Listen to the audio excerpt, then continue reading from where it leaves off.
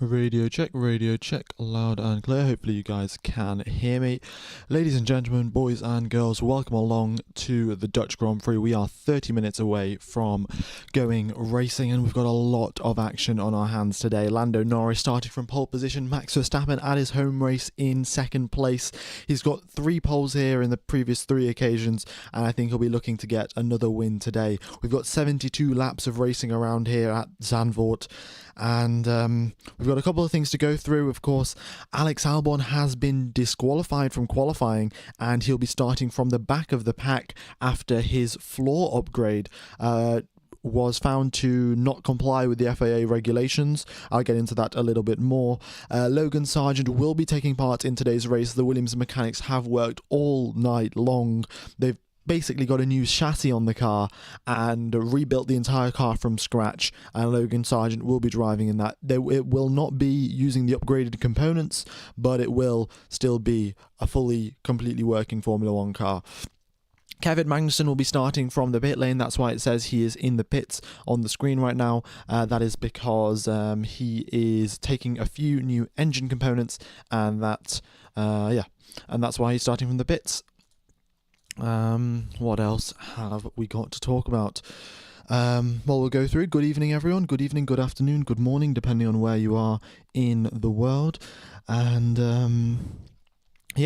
hope you are ready for some brilliant racing today.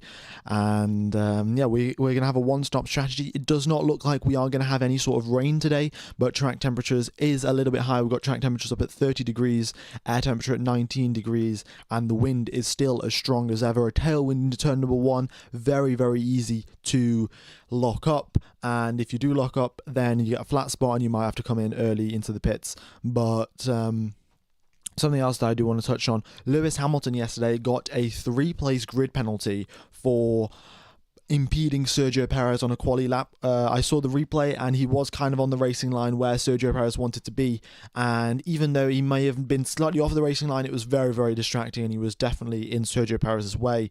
So yeah, he got a 3-place grid penalty. I think it was fair, and he was moved from 12th position down into 15th, but given the fact that Kevin Magnussen, who was above him, he started from the back of the pit lane, he's been promoted from 15th up into 14th. So a 3-place grid penalty, but then a 1-place promotion because of Kevin Magnussen.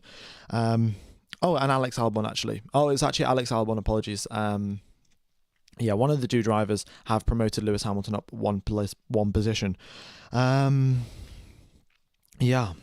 Alright, what else have we got going on? All of the drivers have made their way to the grid. That's why you can see them all on the grid now.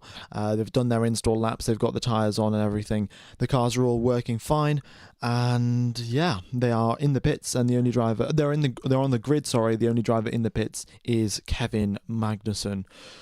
And we'll talk through all of the strategy options, but it does look like it will be a one-stop race today, starting the race on a set of soft tyres and then going on to maybe the mediums, maybe the hards, depending on your sort of strategy, what the tyre wear is looking like, what the temperature's looking like. There's quite a few variables at play deciding the strategy today. It's going to be very interesting. We're going to see definitely a few undercut attempts here. If you can warm the hard tyres up, you're going to have a very good shot of being able to pull off an undercut strategy. If you can't warm up the hard tyres, then you're going to be struggling. We'll see. We'll see who can warm them up properly, who can't, and track temperature is going to play a very big role in that as well. Who's your favourite team and favourite driver? My favourite driver is Sebastian Vettel, but of course he's no longer in Formula 1. And then and my favourite team, I don't really support any team, I just support drivers, and so that is what it is. F1 Gamer, there is going to be rain. I'll double check the forecast, but I'd like to be pleasantly surprised. If it's saying it's going to rain, then I'll be very pleased about that. Let's see, what else have we got? Yeah, my weather forecast says no rain. Yeah, I don't think it is raining. I checked it earlier today, and does not look like there's any sort of rain. But, well, there's no harm in checking again. A couple more things, folks. Do let me know who you think is going to win the race. Will Lando Norris bottle the start, as he always does?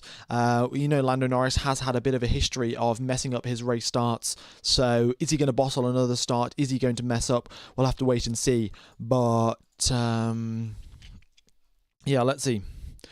There is no forecast for rain. The chances of rain are 0%. The FIA have also declared 0% chance of rain. I still think the race is going to be very, very exciting, not either way. And we might as well go and talk about all of the relevant news for all of the other teams while we're waiting for the start of the Grand Prix. So we'll go from we'll start from the middle, I guess. Pierre Gasly in 9th position. His teammate next year is going to be Jack Doohan. He is a Formula 2 driver right now, and it's going to be his rookie season next year, joining the Alpine team. He is from the Alpine Driver Academy. Alpine, though, they did mention that they did want to get Carlos Sainz. They had discussions with him to try and get him into the team. But they couldn't get Carlos Sainz into the team. He did not want to join.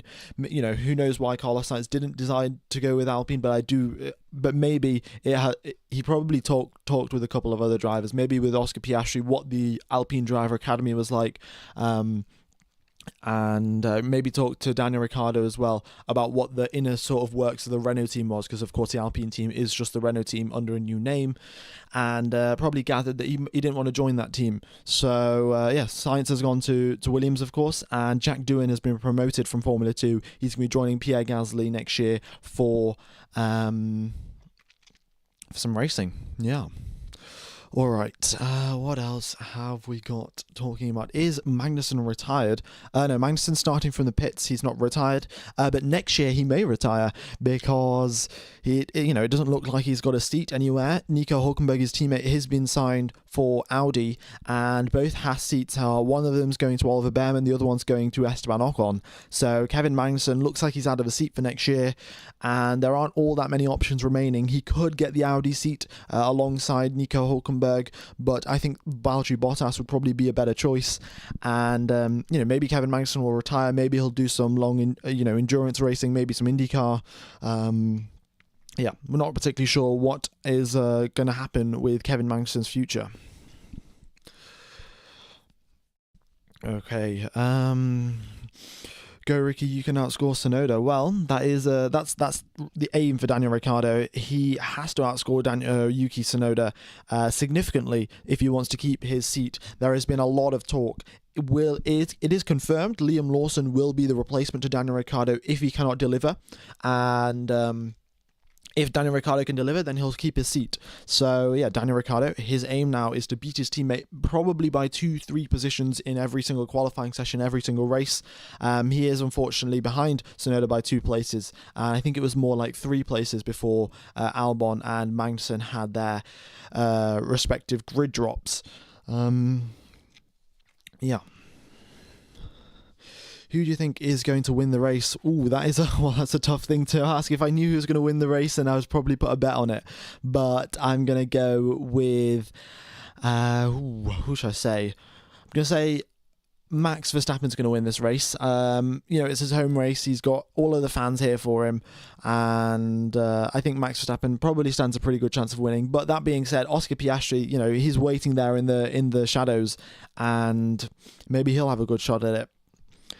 It's very, very tough to say. F1 Gamer, why is Albon and K-Mag down the grid? What penalty? Albon got disqualified yesterday. His new floor upgrades, they were breaking the FIA regulations, and because of that, he got disqualified from qualifying. They changed the floor, and now he's allowed to take part in the race. Kevin Magnussen, he has got new engine components, so Haas have decided that now was the right time to take some engine components, take some fresh new engine components, and he's going to be starting from the back of the pack.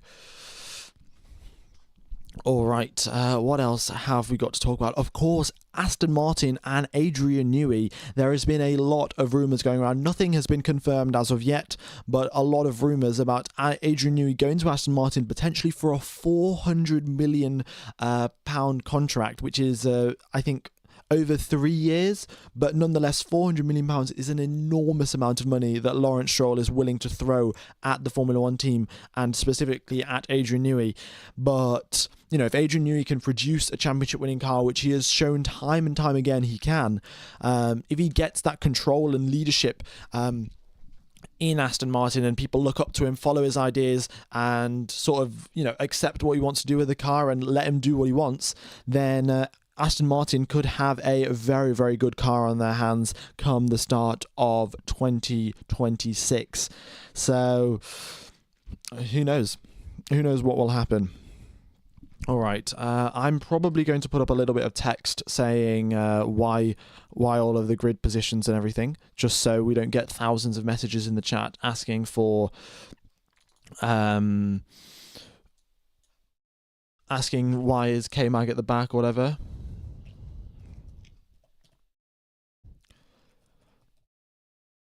And yeah, so let's run through the strategy options as well. So I said earlier, start the race on the soft tires. That's the quickest option according to Pirelli. And then these, you know, this after your first pit stop, which will most likely be your only pit stop in the race, unless there's a safety car, it will be start the race on a set of soft tires, then go on to the hard tires and go to the end of the race, or start the race on a set of soft tires, extend your first stint, and then go on to a set of mediums. Or you could reverse it, start the race on the hards, then go on to the softs. Or your two-stop strategy, soft, medium, soft, that would be a two-stop. But the issue with that is overtaking around the circuit is fairly difficult. And you do also lose 21.5 seconds in the pit lane in green flag conditions. If there is a safety car, you'll only lose 15.5 seconds. So you gain 6 seconds under virtual safety car or safety car conditions. But yeah, it's quite likely that it will just be a one-stop race day. That being said, though, there is a 67% chance of a safety car and a 67% chance of a virtual safety car as well. So that's probably why we could see a two-stop if there is any safety cars, but we'll have to wait and see what happens. And yeah. All right, F1 Gamer, do you have the time to do the ticker/audio bar suggestion now? No, I totally forgot about that. I was fixing a couple more issues with the stream last night, so I forgot. Yeah, I'll probably get it done. The main issue is really is that it sometimes depends, and changing up all of these all of the sizes of stuff means. You know, I'll explain it later. Now's not the time. So, yeah. All right. Let me just put that up on the screen. K-Mag has an engine penalty, and Albon got DSQ from quali. Okay. So that explains the why they're at the bottom of the pack. You know, we've missed your commentary. So good to be back. Well, thank you, folks. Very much is appreciated. I've had a good summer break. You know, did things on weekends, went and saw my friends and stuff, and hung out, and also sprained my ankle in the process. But hey ho, it's the summer. What are you going to do about it? And yeah, but I'm fine now, and happy to be back doing some commentary. We're going to have some really, really good racing today, and cannot wait. And you've also, you know, something that we've got to keep in mind here, Carlos Sainz and Lewis Hamilton, both of them are going to have to make their way through the pack today. The Mercedes did look extremely quick. If you remember back to Q2, you know, we had, I think it was McLaren, Mercedes, and then Verstappen in the end of Q2. So yeah, the Mercedes is a very quick car, and I think in race pace as well, they look even closer to McLaren than they did in quali. So Hamilton's going to have a bit of a tough time overtaking everyone, because all of the pack is so close together, but we'll see how far up he can get. Of course, he'll have to overtake Lance Stroll, he'll have to overtake Fernando Alonso, which will always be a great battle to see if he's got to make his way up into towards the top 5, top 6. Yeah. F1 Gamer, if you haven't talked about The rumours say Sargent is about to be sacked and Haas might not be able to attend Italy because of court squabbles with UK. I think Haas will end up attending Italy. I don't think that's going to affect much. And Sargent is set to be sacked. Oh, yeah, that's definitely... Well, that's for sure, but I don't know who would replace Logan Sargent. That's the thing. Sargent did, of course, have a massive, massive crash yesterday. I don't know if you folks saw the replay, but you should definitely check it out. There was smoke and fire and everything. And essentially, it was totally his fault as well. He just he drove off the edge of the curb and straight onto wet grass. And a Formula One car is not going to have grip on wet grass, so it was kind of his fault. But things happen, and he's got a lot of work to make up now, and he's got to hopefully be ahead of his teammate. He's starting ahead of his teammate now. We'll see if Albon can make the overtake on that. The risk of rain has been declared at 10%. It was 0% earlier. It's now 10%. I would still not... I don't think it's going to be raining today, but we'll keep that in mind. Of course, the winds are still very, very strong at Zandvoort. It's 16, 17 kilometers per hour wind in the southwesterly direction. So... the drivers are going to have a tailwind into turn number 1. We may get a couple of lock-ups. Someone may even go bowling. But who knows? Who knows what will happen? The rumours say Mick and Kimi are in talks to replace Sargent if sacked. Interesting. Okay. Well, yeah, I think Mick Schumacher could be a replacement for half the season, to be honest. Mick Schumacher, he's part of the Mercedes team now. He's a reserve driver at Mercedes. So I think it's fine if he he could go to Williams, compete for the second half of the season alongside Alex Albon. Maybe Kimi Antonelli, because I know that Toto Wolff is so, adamant that he wants to get Kimi Antonelli into the team. So if you can give him maybe half a season of experience, then that would be very, very beneficial. But Kimi Antonelli may just be the same as Logan Sargent, and because he is a rookie, he's much more likely to crash. And that's the exact opposite of what Williams want, because Williams want to save some money on the budget cap rather than spend all of it. So, let's wait and see what happens. And, yeah. Alright, folks, if you haven't hit the like button, please be sure to do so. It massively, massively helps out the channel, and especially at the start of the live streams, it just tells YouTube that this live stream's a good live stream, and it recommends everyone to come and watch it. So if you haven't hit the like button already, then it would very, very much be appreciated. And also, if you're not subscribed, we're getting pretty close to 90,000 subscribers, so if you could hit that in today's live stream, that would be spectacular. Okay, so 12 minutes now till we get underway for some racing. And now what I'm going to talk about is the drivers at the top of the pack, of course. We've got Lando Norris, who is, I think, second in the constructors' standings right now. He is quite a few points off Max Verstappen. If we look at it exactly, Max Verstappen is on 277 points. Lando Norris is on 199. That's a 78-point gap between Max Verstappen and Lando Norris. With 10 races left of the season, is a 78-point gap closable? Will Lando Norris be able to close that by the end of the season? Let me know what you guys think. McLaren is quite definitely the quickest car at this point in time in the season. Will Red Bull be able to recover from that? Will Red Bull be able to catch up once again? Or... yeah, who knows? Is that 78-point gap closable for Lando Norris? And then further down in the championship standings, we've got Charles Leclerc, who's only 20 points behind Lando Norris, but the Ferrari is very, very much struggling. They've kind of been left in the dust from the upgrades from McLaren and the upgrades from Mercedes. And Ferrari's upgrade package is coming next weekend in Monza. Maybe that'll bring them back into contention, but for this weekend at least, it does not look like Ferrari will be competing for any sort of podium position. Sergio Perez, of course, he's in 5th position. That is a good recovery. Normally, Sergio Perez is around about 5 positions behind Verstappen, which is 7th place, but this time only 3 places back. So he could have a good shot of battling with George Russell, potentially getting up onto the podium and just causing some problems for the McLarens, because we know that the McLaren strategy department isn't the best. They are they do make a couple of mistakes here and there, and any sort of pressure that you can add or anything that you can sort of add to mix up the things and sort of confuse and out-strategy the McLaren team, that's going to help. So Sergio Perez being there in 5th position, if he can keep within 5 seconds of Piastri, they could pull off a fake undercut strategy or something like that and just confuse the McLaren team, because that's what Red Bull's got to do. They've just got to reduce the number of points that McLaren can get. They don't have to score all that many points because they have an advantage over McLaren. They've just got to minimize the amount of points that McLaren gain on them every single race in the constructors. So if we look at the constructors, it's 408 points for Red Bull Racing, 366 points for McLaren. That is that's a much smaller gap. And let me see, what is that? 40.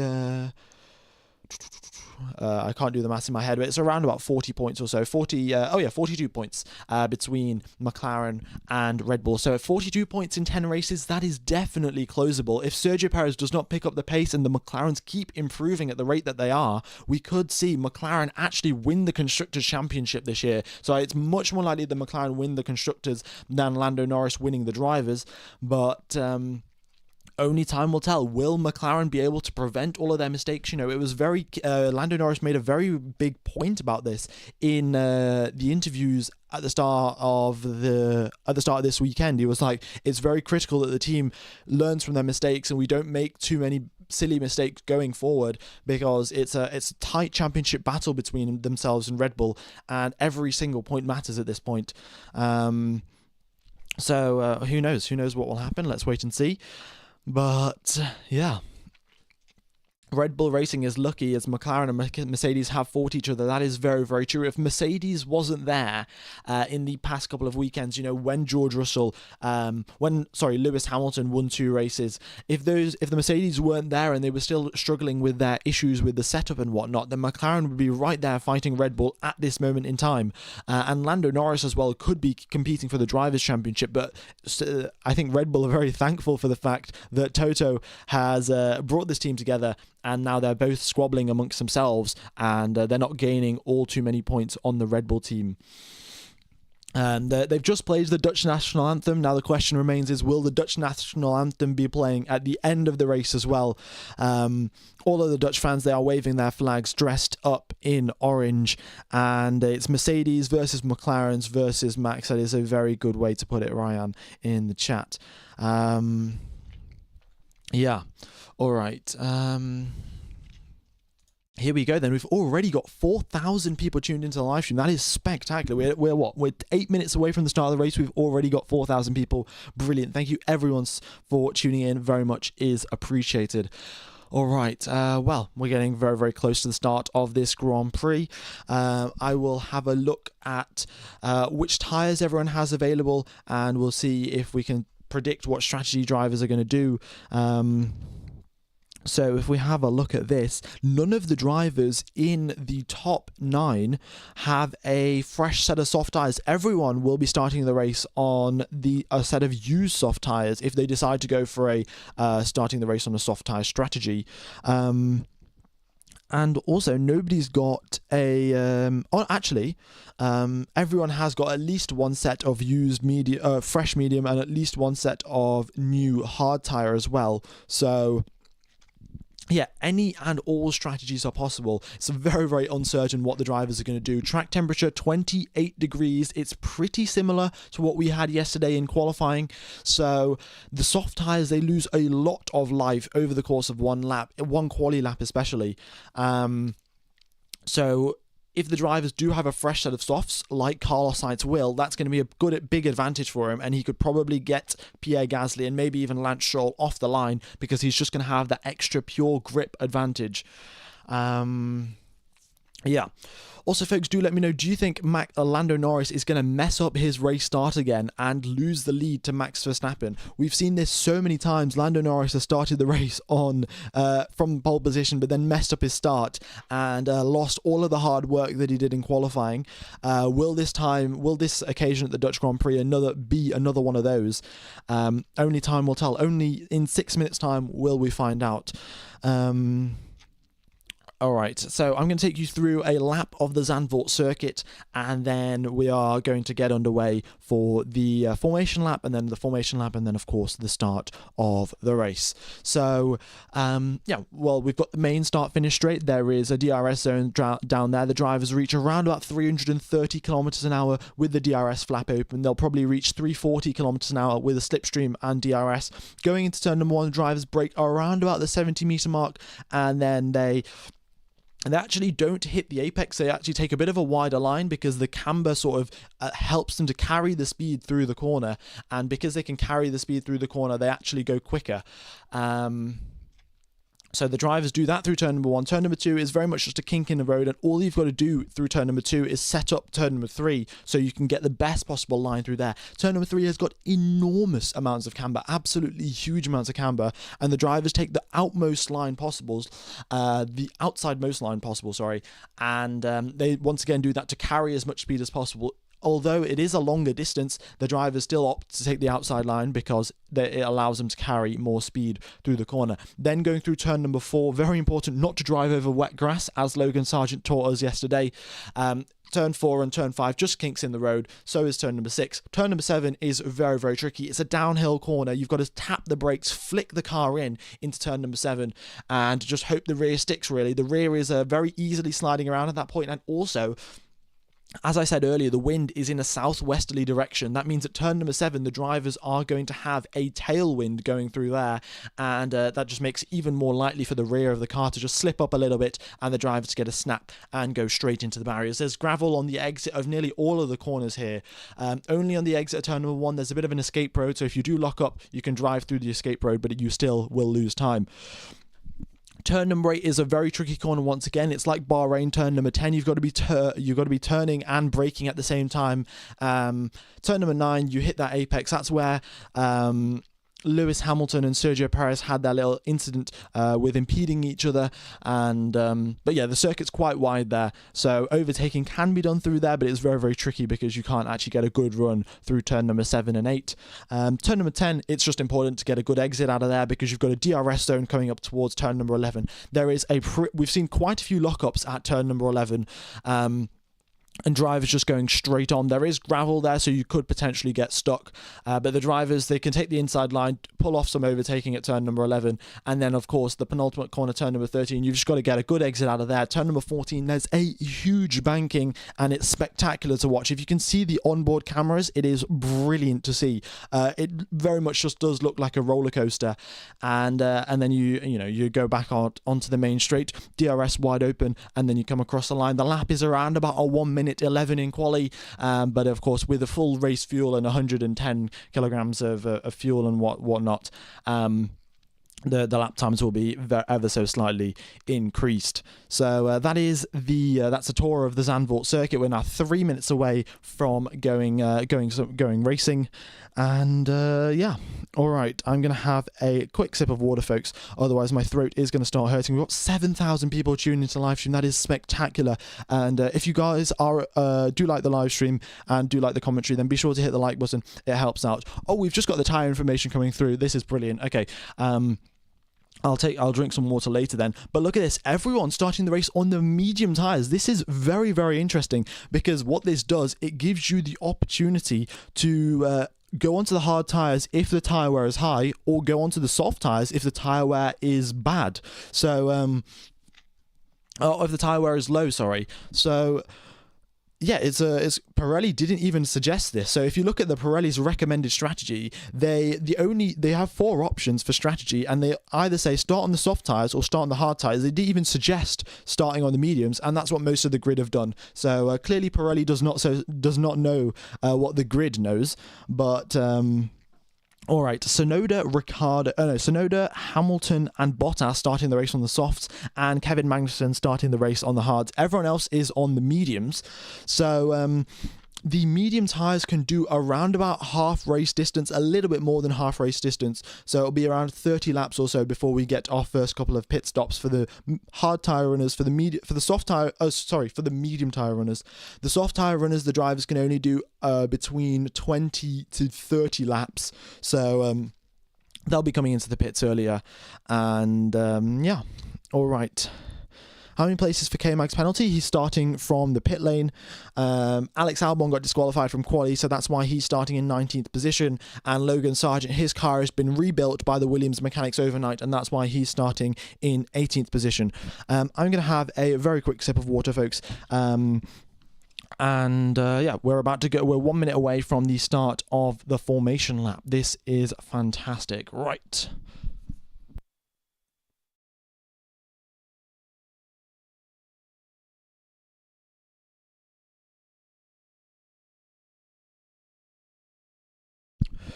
Okie dokes, here we go then. Let's get rid of this timer, and we are getting underway for the formation lap very, very shortly. Yeah. Click X on that. All right. We'll have the radios coming through as well. Let me just get a quick refresh, and hopefully the radios start working. Yeah, this is quite strange. Normally the radios do come through. Let me just sort that out.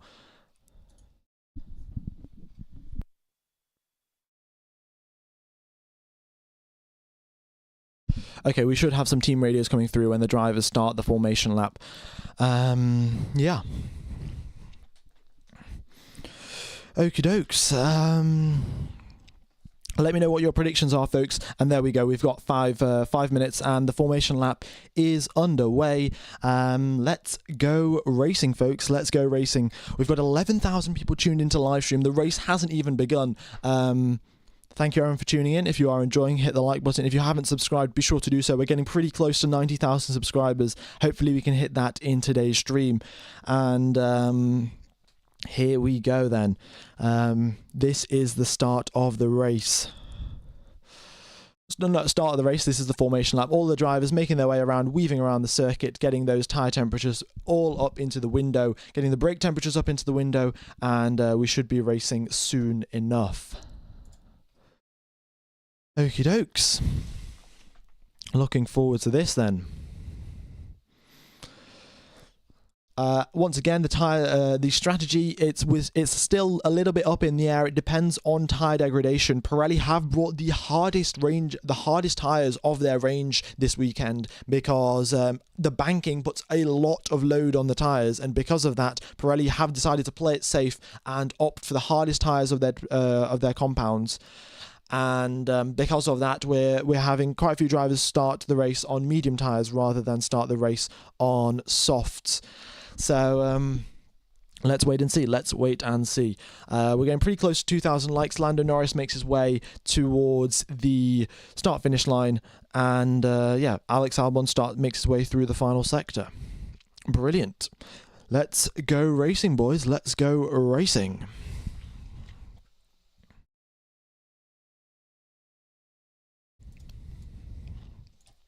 Here we go then. We'll go from the bottom of the grid. Kevin Magnussen, he started from the pit lane. Alex Albon, Williams brought quite a few upgrades this weekend. One of their upgrades broke the FIA regulations. He got disqualified from quali. He starts in 19th position. Logan Sargent in 18th. He had a massive crash in FP3, couldn't take part in quali. Both Saubers in 16th and 17th. They'll be looking to make up some positions, but the Saubers haven't had the best season so far. Esteban Ocon, a bad quali from him yesterday, losing out to his teammates significantly. Same for Lewis Hamilton, and another 3-place grid penalty came his way. We've got Daniel Ricciardo, whose only job for the rest of the 10 races this season is to beat his teammate. And we've got Nico Hulkenberg up in 12th position. He's really struggling on Friday and Saturday. Hopefully he can prevent a couple of the lockups that he was making and have a good race today. Sonoda in 11th. Carlos Sainz in 10th position after getting knocked out in Q2 yesterday. Pierre Gasly in 9th. Both Astons in 7th and 8th. They've had a good recovery after their upgrades they brought in the Hungarian Grand Prix. Charles Leclerc up in 6th position. Sergio Perez making a good recovery from the start of the second half of the season. George Russell in 4th. Piastri in 3rd, Verstappen in 2nd at his home race, and then of course Lando Norris in 1st position. On pole position, is he going to have a good start? We'll have to wait and see, but it is lights out and away we go. Lando Norris, does he have a good start? No, once again Lando Norris, a terrible start, and Max Verstappen has once again got ahead of him.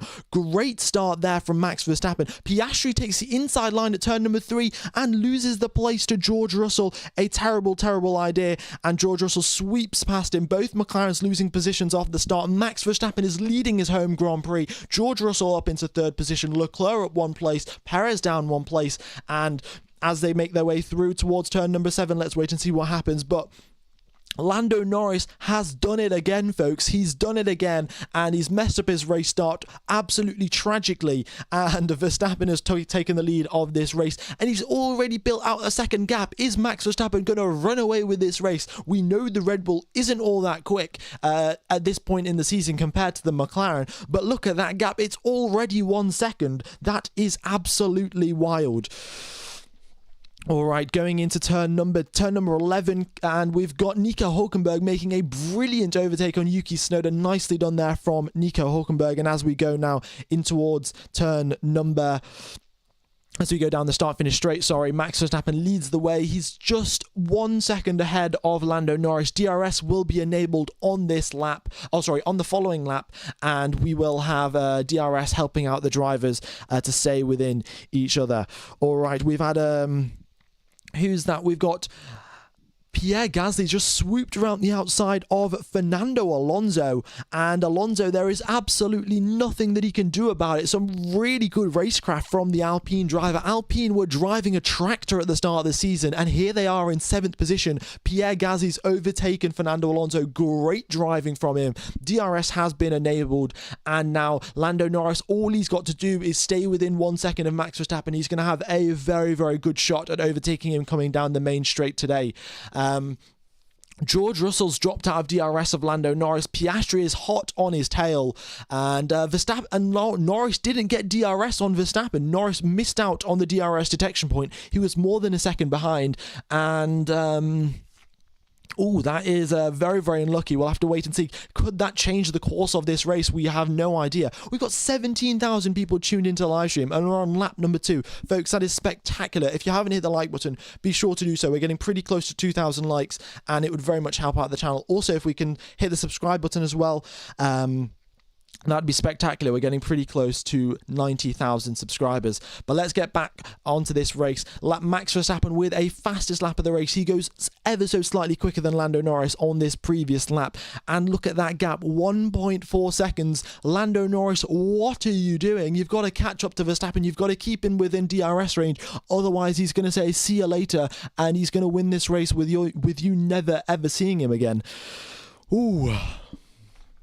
All right. What a turn of events. Honestly, you could have predicted that Lando Norris is going to mess up his race start and Verstappen's going to take the lead. But now all eyes are on Oscar Piastri versus George Russell. They exit through turn number 10. Oscar Piastri's got a great run. He's got DRS. Russell's got no DRS, and he's gaining.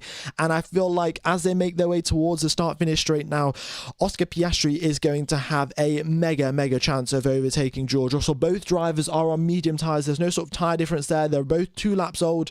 And as they make their way onto the start-finish straight, the gap between Piastri and Russell is 0.7 of a second. Piastri's DRS flap goes wide open, and he's gaining. He's in the slipstream of George Russell, but he's a little bit too far back on this occasion. All right, we've hit 2,000 likes. That is brilliant. It seems like we're going on for another record stream today. Last weekend we had, I think, 30,000, 35,000 people watching the stream. We've already on 18,000. I think 4,000 a little bit too high. Let's put that to 3,000. Yeah, all right, here we go then. We've already hit 89k as well. All right, Oscar Piastri, he's so close to George Russell every single time through the middle sector. Oh, they've just said to Piastri, Strat 10 available. Strat 10 for the Mercedes engine is the full send engine. It's the full send engine mode where you can really attack, and Oscar Piastri has got that available.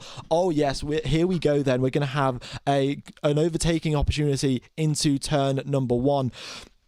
The gap up ahead, it is still 1.5 seconds. Lando Norris is keeping Max Verstappen honest, but he's ideally got to reduce that 1.5 second gap to 1 second so he can have the assistance of DRS.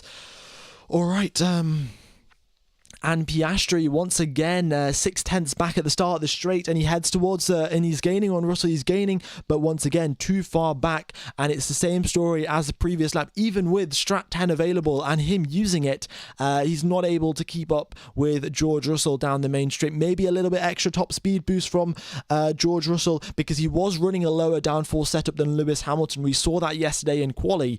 Russell had much higher top speeds and was quicker down the straights than Hamilton was. So yeah, Russell may be a bit slippery in a straight line and a bit difficult to overtake. The gap between Sergio Perez and Charles Leclerc is half a second as well. We've got a four-way battle for third position, but it is one long DRS train. We'll see how that works out. We're on lap number 5 of 72. Further down the pack, the drivers on the soft tyres, they will be struggling. The soft tyres tend to overheat quite a lot around here. Track temperature is 30 degrees, and they're going to be struggling a lot in the middle sector. The middle sector takes a lot of life out of these tyres. So Hamilton, Tsunoda and Bottas are going to have to be wary of that.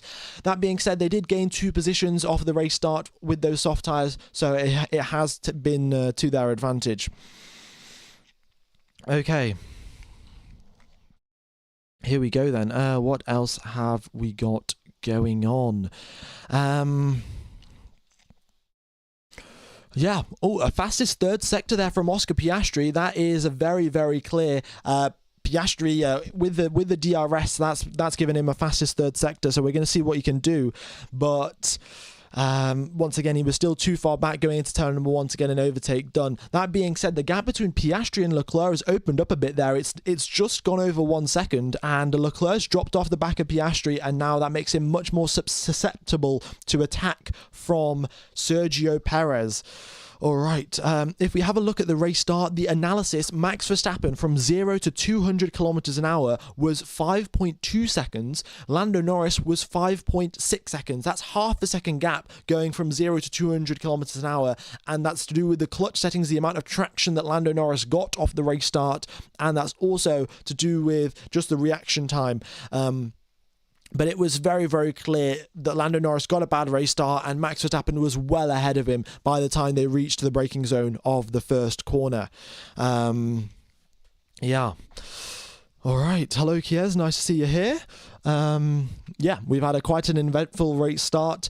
No DNFs, no sort of contact, surprisingly. Look at that. Perez, the fastest third sector. He's gained on Charles Leclerc quite significantly. And once again, Piastri 7/10 back going through the first corner compared to George Russell. Yeah, it's been quite difficult for him to gain up on George Russell.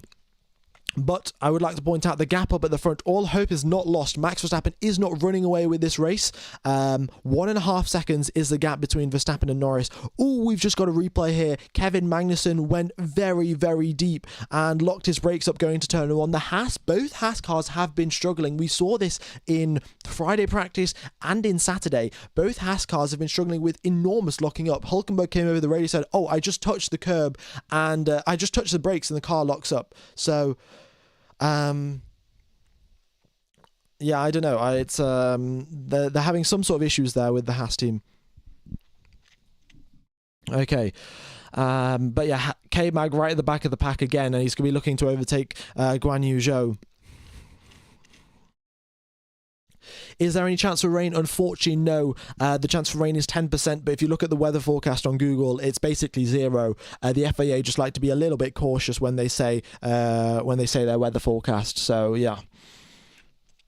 All right, Piastri, look at that. Piastri's dropped out of DRS range of George Russell. 1.2 seconds is the gap. Now, Piastri, who was attacking George Russell, is now being attacked by Charles Leclerc because well, those tyre wears are really, really going to work out now. The tyres are going to wear out a lot, being stuck behind another driver, you slide around a lot more, and you end up losing quite a bit of pace. Oh, look at this. First sector, purple first sector from Lando Norris. That is good. It looks like he might be trying to attack Max Verstappen. Let's keep an eye out on that. Yeah. All right. Ooh, Charles Leclerc, yeah, he's got now DRS on Oscar Piastri. We'll wait and see what Charles Leclerc can do. We've got 20,000 people watching the live stream, folks. That is spectacular, really is appreciated. And if you guys are enjoying the coverage, be sure to smash the like button and subscribe as well. It massively, massively helps out the channel. And hopefully we can get 90,000 subscribers by the end of the live stream. We're not too far off already. So, yeah. Okie dokes. We've got a bit of a battle brewing here between Carlos Sainz and Pierre Gasly. Gasly made a brilliant overtake on Carlos Sainz towards the start of this race, but Sainz does have the faster car. The Alpine is not all that quick in race trim. So Carlos Sainz now, he's attacking the back of Pierre Gasly, and we'll wait and see if he can make an overtake. There's a bit of a train forming behind Fernando Alonso as well. He's in 9th position. And there's Stroll behind him, Hülkenberg behind him, and Lewis Hamilton. That's another thing. This is the thing. Hamilton, he's on a set of soft tyres here, right? So he's got the quicker tyres compared to Nico Hülkenberg. He's got the quicker car, but still, overtaking is so tough. He's only gained 2 positions since the start of the race. We're on lap number 9, and yeah, this circuit is proving very difficult to get an overtake done. So let's wait and see. Let's wait and see what happens and what Hamilton can do. As a McLaren fan, I have several gripes with Lando. The first is being his god-awful race starts, constantly forcing the team into outlandish strategies to save his race. Yeah, I don't know what Lando needs to... Honestly, I've suggested this in previous streams. What they need to do is get the 2022 car out, because it's 2 years old. They're allowed to do that. And just give Lando Norris some start of the race practice, like race start practice at Silverstone, like just to manage his clutch settings and things like that. But I don't know, they just haven't done that. Hamilton comes over the radio saying, I'm too slow on the straights, and that's exactly what we saw yesterday. Russell was way quicker than Hamilton on the straights. We've got Carlos Sainz still attacking Pierre Gasly here. That being said, Hamilton saying, I'm too slow on the straights, but manages to get an overtake done on Nico Hülkenberg, which is a good thing. But yeah, he probably had to use quite a bit of overtake button to get that done if he's slow down the straights. Carlos Sainz is taking a bunch of different lines here, trying to overtake Pierre Gasly, get in his mirrors, get a bit in his mind, and force a mistake. This is one of those circuits where you can't just send a dive bomb in using a bit of DRS. You've really got to force the driver to make a mistake, take some different lines, and distract them essentially, so you can gain a bit of time, they can lose a bit of time, and you can get an overtake done there. Half a second is the gap between Sainz and Gasly as they go into turn number 11. This has been one of the closest that it's been, but Sainz, you can see his car squirming around for grip there on the exit of turn number 12, and that's the problem in these conditions. When you're right on the tail of another car, your tires are overheating, your brakes are overheating, and everything starts warming up, and you start sliding. But here comes Carlos Sainz, down the inside he goes of Pierre Gasly. Can Gasly hold it around the outside? Yes, he can. They're side by side going towards turn number 2. Who's going to come out ahead? And we've got Sainz on the outside, Gasly on the inside, and Sainz squeezes Gasly out, but that was some very fair, hard, and safe racing. And I'm going to say a solid overtake there from Carlos Sainz. He managed to get ahead of Pierre Gasly. They were side by side going through turn number 2, and some brilliant driving from the both of them. Great overtake from Carlos Sainz. Now he's got 4 seconds to catch up to Sergio Perez, and the team radio message to Charles Leclerc, that is, they are on plan A for Charles Leclerc. So Ferrari going for the strategy that they decided with, and seems to be all going well. They are Leclerc's 0.8 off the back of Oscar Piastri, and yeah, Piastri's still yet to get within DRS range of George Russell, but that's the racing and the overtaking between Sainz and Gasly was fantastic. All right, here we go then. We're on lap number 12 of 72. The soft tyres are now starting to get worse than the mediums. The soft tyres previously, were the quicker tyres compared to the mediums, but as you reach lap number 10 and 11, that's when the degradation switches over and the soft tyres actually become slower because they've worn out a lot more than the mediums. Yeah, do you think Lando will lead and or win the race today? Well, I think Lando may lead the race if Verstappen comes into the pits early. I don't know about winning the race, though. McLaren will have to pull off a bit of an interesting strategy here. The medium tyres can go around about to lap number 36. That's halfway through the race. They can go out on the medium tyres. So if they pit a little bit before lap number 36, Lando can go out on a set of hard tyres, put in some really, really quick laps in clean air and maybe undercut Max Verstappen. But then Max Verstappen could go long, come out on a set of soft tyres, and then try to overtake Lando Norris. So it's a very tough call to make. We'll have to wait and see. Piastri's just been asked over the radio thoughts on Plan A versus Plan B, and Piastri has said Plan A. So Piastri and Leclerc, both drivers in 4th and 5th position, looking to go on their initial plans. All right, the gap between Lando Norris and Max Verstappen is down to 9/10 of a second. Oh, he's just missed out on the DRS going down the main straight though. But Norris has been attacking on the previous lap 0.3 of a second quicker than Max Verstappen. So I think Norris is getting close now to get within DRS range and have an opportunity to overtake here. Let's wait and see as they go towards turn number 7 now.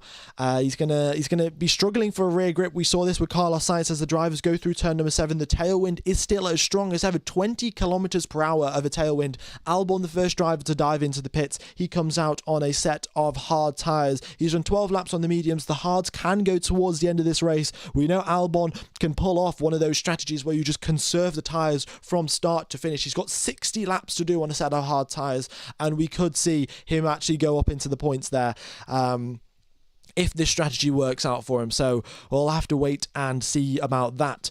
But Lando Norris, look at that gap. The gap is 1 second. Ooh, the data's just frozen there. There we go. All right, it's fixed itself. Hopefully, no issues today. We've had a couple of issues on Friday, but everything seems to be going smoothly. And has Lando Norris got the DRS as he goes down the main straight? Once again, he's gaining on Max Verstappen. He's within a second, but he doesn't have DRS because at the detection point, he was more than 1 second back. So yeah, Norris has got to use some overtake button before he gets within DRS. Otherwise, he might be wearing his tyres out for no reason whatsoever. Okie dokes. What else have we got to do? Oh, we're getting pretty close to 3,000 likes. Well, folks, if you are enjoying the coverage, be sure to hit the like button. Very much would be appreciated. And here comes Lando Norris now, still firmly within DRS range here. And Max Verstappen comes over the race saying the car doesn't turn at all at turn number 10. They go through turn number 10 now. Max Verstappen taking a bit of a wide line because the car isn't turning. And Lando Norris, does he have DRS on this occasion? No, he does not. Once again, Norris not within the detection point of DRS. He's chasing down Max Verstappen for first place, but he needs DRS assistance. And I think as he goes past the detection point again, he's still out of that DRS range. Very, very unlucky. I would have thought he's definitely in DRS range. Maybe there's a glitch in the data. But no, and Lando Norris is not opening DRS, and all of the drivers behind him are. Well, not all of them, but the drivers that are within the second.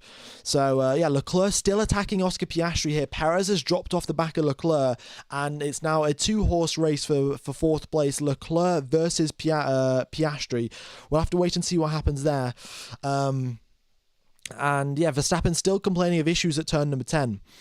Yeah, he was in DRS for a second, lol, like 7/10. Yeah, he has 7/10 between himself and Verstappen, but still didn't get DRS. I'm not sure what's going on there. But I don't know exactly where the detection point is. That's the problem. Oh, we've got a couple more drivers diving into the pits. Hülkenberg and Tsunoda are into the pit lane. And what tyres do they come out on? Tsunoda started the race out on the softs, and he comes out on a set of medium tyres. Hülkenberg started the race on the mediums. He comes out on a set of hard tyres. All right, wow, we've hit 3,000 likes. That is spectacular. I guess it's straight up to 4,000, maybe even 5,000.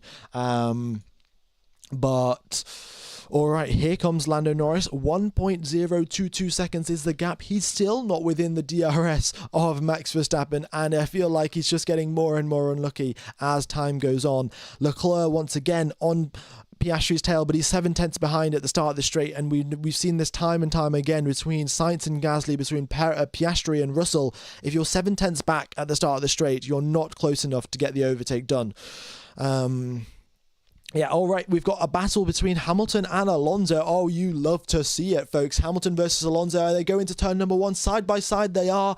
And who gets out ahead? Alonso on the outside line, Hamilton on the inside line. And Hamilton pulls off that overtake in the quicker Mercedes car. Gets ahead of Fernando Alonso. Hamilton up 5 positions on 15-lap-old soft tyres. Those soft tyres really doing a lot of hard work there for Lewis Hamilton. He gets a bit of a pace advantage over the medium tyre runners because he's done such good tyre conservation.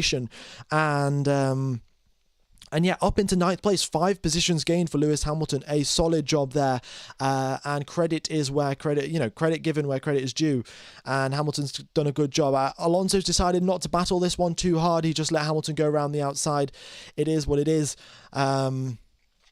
Hopefully we'll see some more battling. And finally, Lando Norris has got some DRS. 7 tenths is the gap between himself and Verstappen. 6 tenths is the gap at the start of the straight. And he's gaining quite rapidly, in fact, on Max Verstappen. Going into turn 1, Verstappen goes defensive. Norris goes round the outside. What's going to happen here? Verstappen taking the right line and going defensive. It was a good idea.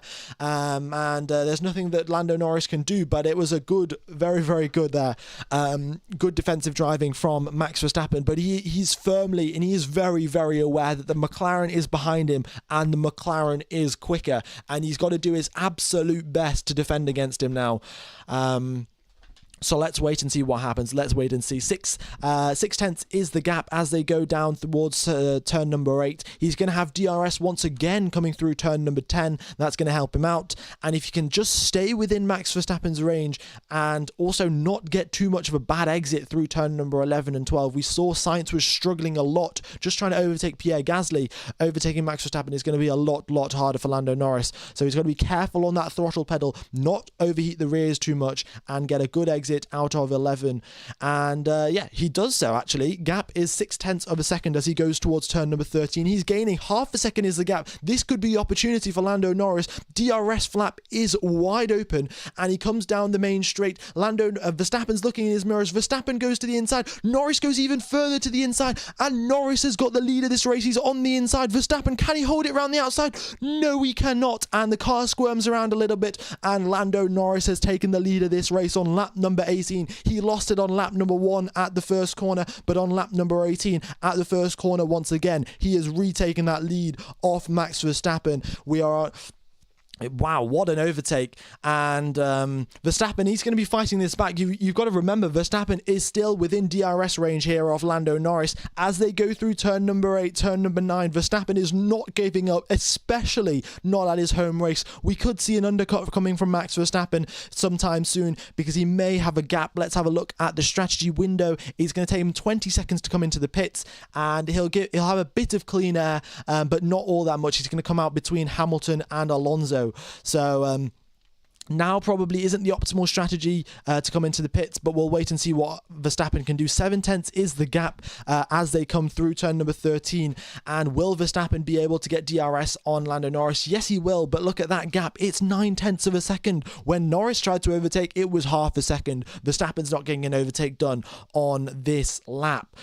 But a great overtake from Lando Norris, and we're going to have a lot more of this good racing coming on in the next couple of laps, probably in the next stint as well. Charles Leclerc getting close to overtaking Piastri, and all right, they've come over the radio to Lando Norris asking how are the tyres. They said, I think okay, mate, they feel pretty reasonable, I'm consistent. So, and they said, So Lando, we think just plan A, he might try an undercut, but that's cool. So McLaren have prepared for Max Verstappen's undercut, and still they think that's the best strategy to continue on plan A. So plan A is probably continue on the medium tyres, switch onto the hards maybe, depending on tyre wear. Let's wait and see. Also, a fastest lap of the race here from Alex Albon. He's on a set of hard tyres, and I did not notice when this happened, but Alex Albon has set a fastest lap of the race. That is spectacular, folks. Yeah, I have no idea where that has come from, but nicely done. Props to Alex Albon. Norris goes quickest in the first sector, trying to build out that gap, break the DRS to Max Verstappen. Verstappen once again has got DRS, but he's a second back, 9 tenths back. So I think one more lap of Lando Norris pushing, if he has enough battery left in his car, then that should be enough to break the DRS to the Dutchman. Okay.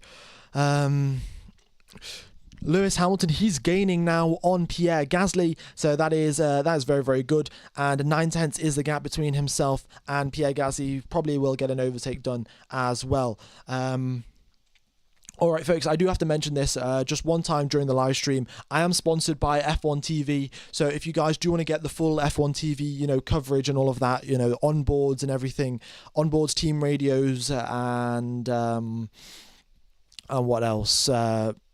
Live commentary and all of the footage and everything like that, then there is an F1 TV Pro link in the description. There's 25% off for the next 4 months, but that offer is only available for today and then tomorrow, I think. So if you want to check that out, the link's in the description. I get a commission from that, so yeah, it helps the channel out as well. But that's what I'm going to say, and no more sponsored stuff. Let's get right back into the stream. We're on lap number 20 of 72, 53 laps remain. The pit stop window for the medium tyres opens in 6-7 laps time, but we may see a couple of undercuts coming sometime soon there.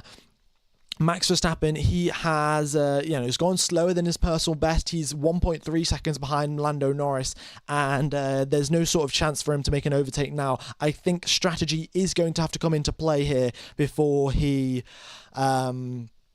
if he wants to get an overtake done on Lando Norris for a race win. All right, looking to the inside here, we have got Lewis Hamilton trying to overtake Pierre Gasly. Looks to the inside, trying to force Gasly into a mistake. We'll have to wait and see, but it seems very, very similar to what Carlos Sainz was doing. And... Carlos Sainz made the overtake on Gasly a couple of laps ago, so Hamilton should be fine as well. They've come over the radio to Lando Norris saying brakes are fine, and Lando Norris has said, yes, I think it was just the wind. The wind is causing quite a big issue here. The gusts are particularly strong. 16 kilometers per hour is the wind speed, and that causes quite a lot of instability in the cars. If it's a crosswind, if it's a tailwind, the drivers lose a lot of the downforce. So... yeah, it's quite tricky to manage, but these are the best drivers in the world, so I'm sure they'll cope. Okie dokes. What else have we got going on today? Wow, 27,000 people watching. That is spectacular, folks. If you haven't hit the like button, please be sure to do so. We're getting very close to 6,000 likes, and if you haven't hit the subscribe button as well,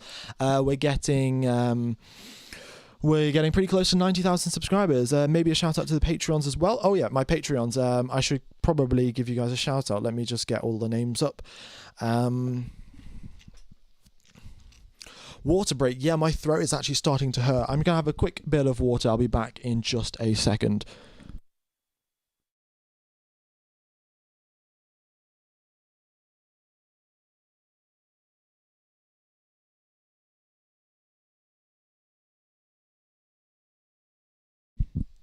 All right. So yeah, my Patreons, Tomaher46, the Code Monster, and Stefan are my 3 Patreons, and then on Buy Me a Coffee we've got AJ, Jules, and yeah, that's it. So we've got a couple of people on the Patreon. If you guys do want to help out the channel financially, of course, I've blocked adverts on YouTube, so you guys don't get adverts while we're watching the live stream. But of course, that means I don't get any money. If you guys do want to help out the channel financially, then links are in the description to the Patreon and stuff. But yeah, once again, a very big shout out to my Patreons. And let's get back to the race here. We've got Charles Leclerc. He's getting so close to overtaking Piastri. Piastri had to go defensive on this lap here. And Leclerc, within 1/10 of a second, he might even be able to send a move in towards turn number 11. No, Piastri probably made a mistake there. He's caught up to Russell as well. The gap earlier was a lot bigger. Now it's only 1.2 seconds.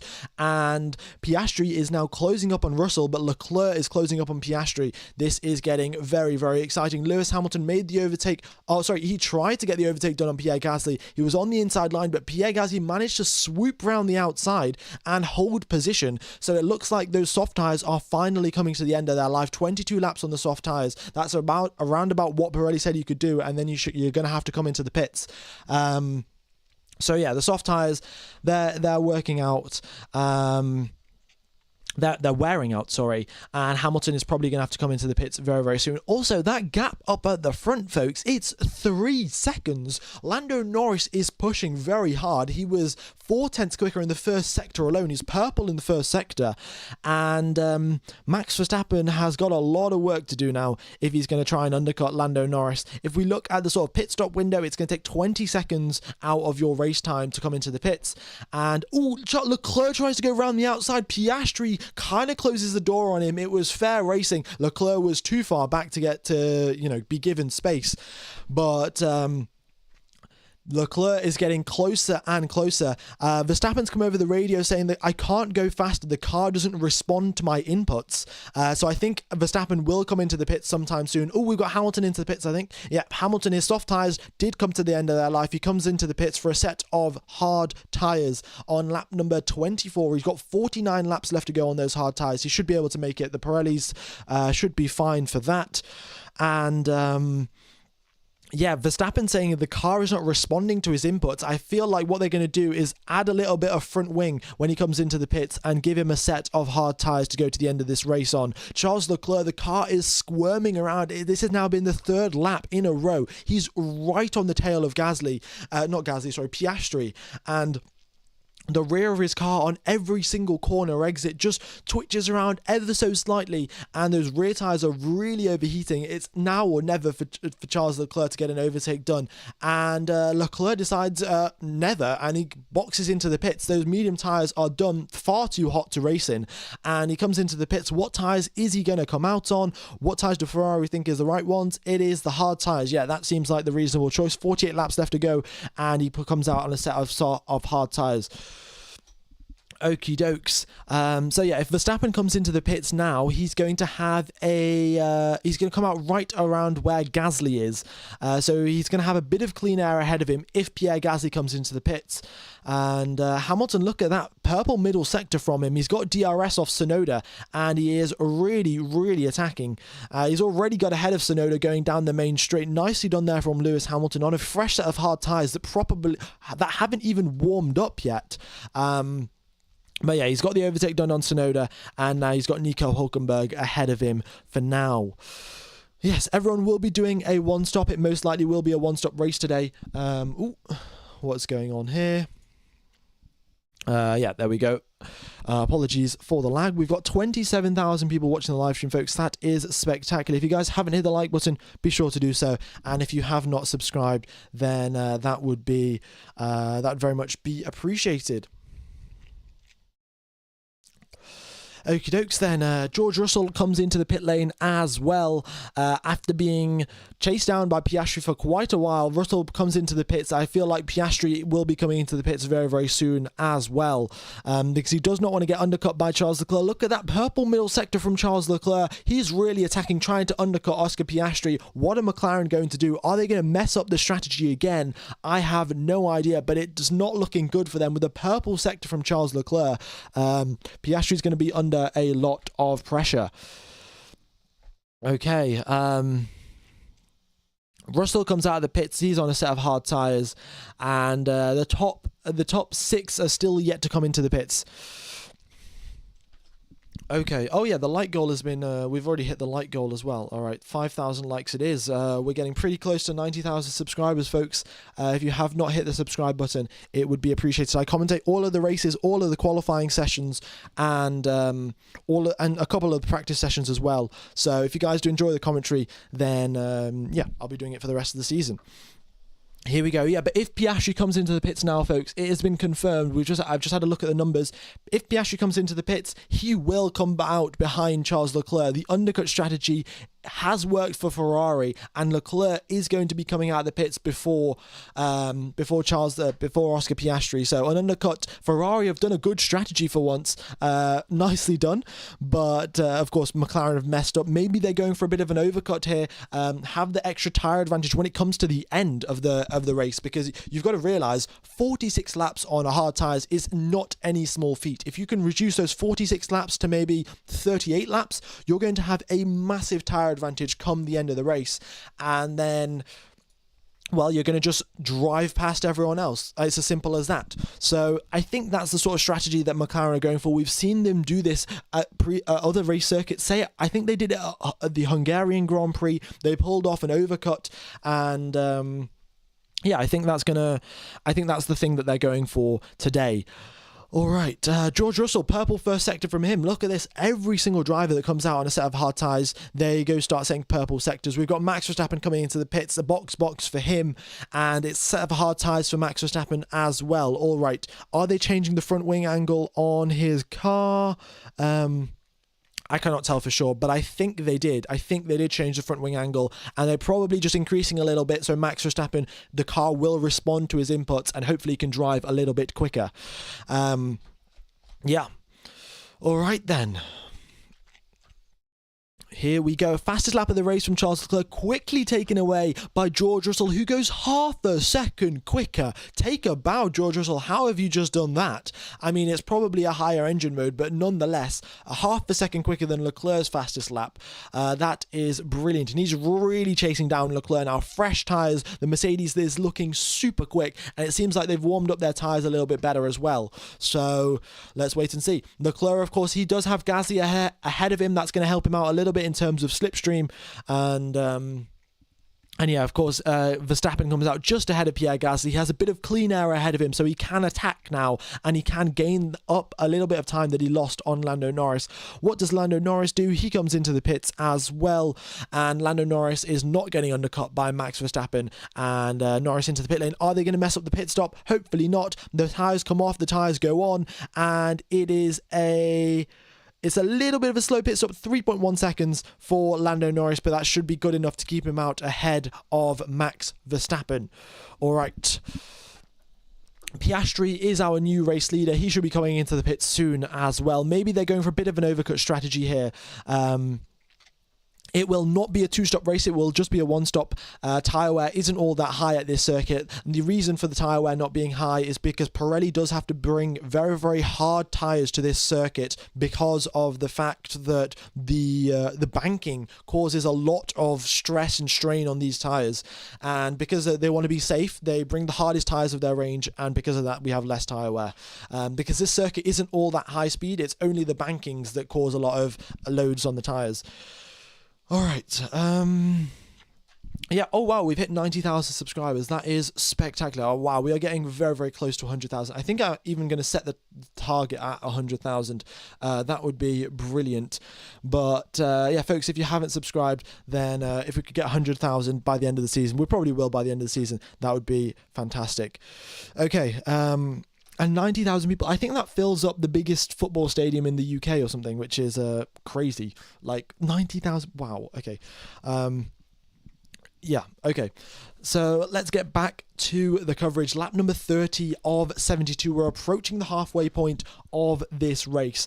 And Lando Norris is in third position. Sergio Perez comes into the pit. So 4.4 second stop for Sergio Perez, a little bit of a slow pit stop there, but he comes out on a set of hard tyres as expected. And let's wait and see. Fastest final sector for Lando Norris. He's gaining there on Carlos Sainz, and the gap between Norris and Verstappen, 5.2 seconds. So is he going to be able to catch up that 5.2 second gap to Lando Norris, or is Norris going to run away with this race? Who knows? Let me know what you guys think. We've got 30,000 people watching the live stream for lap number 30 of this race. Thank you everyone for tuning in, and hope you're enjoying the coverage. All right, we've got Lewis Hamilton. He is trying to overtake George Russell, who was trying to overtake Pierre Gasly. Nicely done there from George Russell into turn number 11. Braked a lot later than Pierre Gasly. Gasly's tyres are getting older and older, 29 laps on those medium tyres, and he is really struggling. Okie dokes, we've got Carlos Sainz into the pits, box. F1 Game 100,000 subscribers by the next race, my bet. Well, we'll see. We'll see if we can get 100,000 subscribers. I think the most I've ever gained in a single day was 4,000 subscribers, and that was the Belgian Grand Prix last race. So if we can gain 4,000 subscribers today, that would put us on track to 100k by the end of next race. Carlos Sainz, 2.6 second pit stop for him. He comes out in 8th position behind Fernando Alonso. And the overcut hasn't worked out all that well for him, but he is out ahead of Lewis Hamilton. So that is one bonus for him. And in fact, actually, it's worked out all right.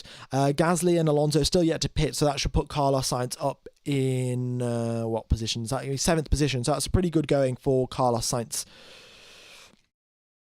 Okie dokes. Why is Piastri not boxing? I think McLaren are going for a slightly alternative strategy. If you just follow the same thing that everyone else is doing, you're going to be stuck in an overtaking train. But maybe they're waiting for a bit of a slip up. Maybe they're waiting for a safety car.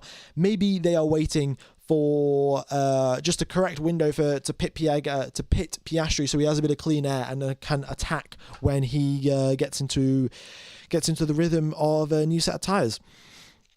All right, Sergio Perez overtook Fernando Alonso. Nicely done there from Sergio Perez. And Alonso's under pressure from Carlos Sainz. He's been told over the radio to box. He's not going to fight it too much, and he's going to come into the pits very, very soon. Max is still losing a lot of time in Sector 1. Yeah, by the looks of it, he's a little bit slow in Sector 1 compared to Piastri. Compared to Leclerc, though, same Sector 1 time. Let's wait and see what he can do. Lando Norris, fastest lap of the race. He goes nearly a full second faster than Russell's fastest lap of the race. That is brilliant, and some serious pace there from Lando Norris in today's race. A brilliant, brilliant job. Yeah. Wow, okay. We're getting pretty close to 5,000 likes, folks. If you are enjoying the coverage, then be sure to hit the like button. And we've got Fernando Alonso out of the pits. He comes out ahead of his teammate behind Valtteri Bottas. A very good strategy there from Sauber. Valtteri Bottas managing to leapfrog his way up ahead of Fernando Alonso. But of course, he has 16-lap older hard tyres. I think that's going to be a losing battle for the Finnish driver to keep Fernando Alonso behind. Okay, what else have we got going on? If Oscar pits, would Charles come out in front? Yeah, Charles would come out in front. If you look at the gap column, which is the 1, 2, 3, 4, 5th column from the left-hand side, if you add on 20 seconds to whatever time it says for the driver that you're looking at, that's where they're going to come out of the pit. So for example, Lando Norris, he is 4 seconds back. If you add 20 seconds to that, that's 24. So he will come out behind Russell but ahead of Perez. That's how you work out these pit stop windows. Wow, Bosh, 5,000 likes. I mean, this just keeps on going. I mean, I'm going to have to increase this to 7,000 so I can focus on actually commentating. But folks, it is very much appreciated. Once again, there is a Patreon link in the description. There is a Buy Me a Coffee link if you guys do want to help out. But of course, it's not necessary. Just a like and a subscription is more than enough. And if you do want to watch Formula One with professional commentary, probably a little bit better than mine, and all of the coverage, the onboards, the team radios, and footage, then F1 TV Pro, the link is in the description. All right, water break. Yes, my throat is really going to hurt tonight. I've been talking quite loudly non-stop. We're approaching the halfway point of this race. Oscar Piastri dives into the pit lane, and he's going to come out in just ahead of Sergio Perez, I think.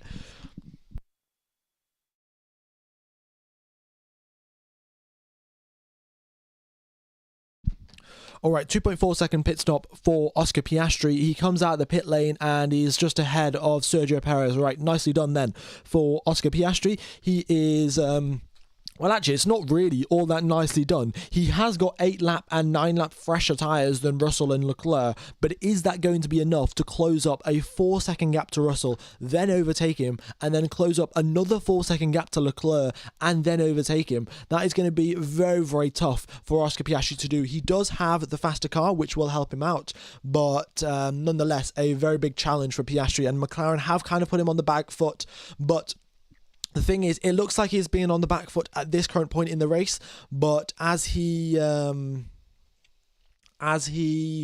race progresses, the tyres get worse and worse, and that 8-lap difference in those tyres is going to become bigger and bigger, and that should help Piastri out. So by the end of this race, I think Piastri, he's going to be fighting for our podium position, and yeah, well, we've got half the race for him to catch up now. Half the race for him to catch up to Russell and then Leclerc and get some overtakes done.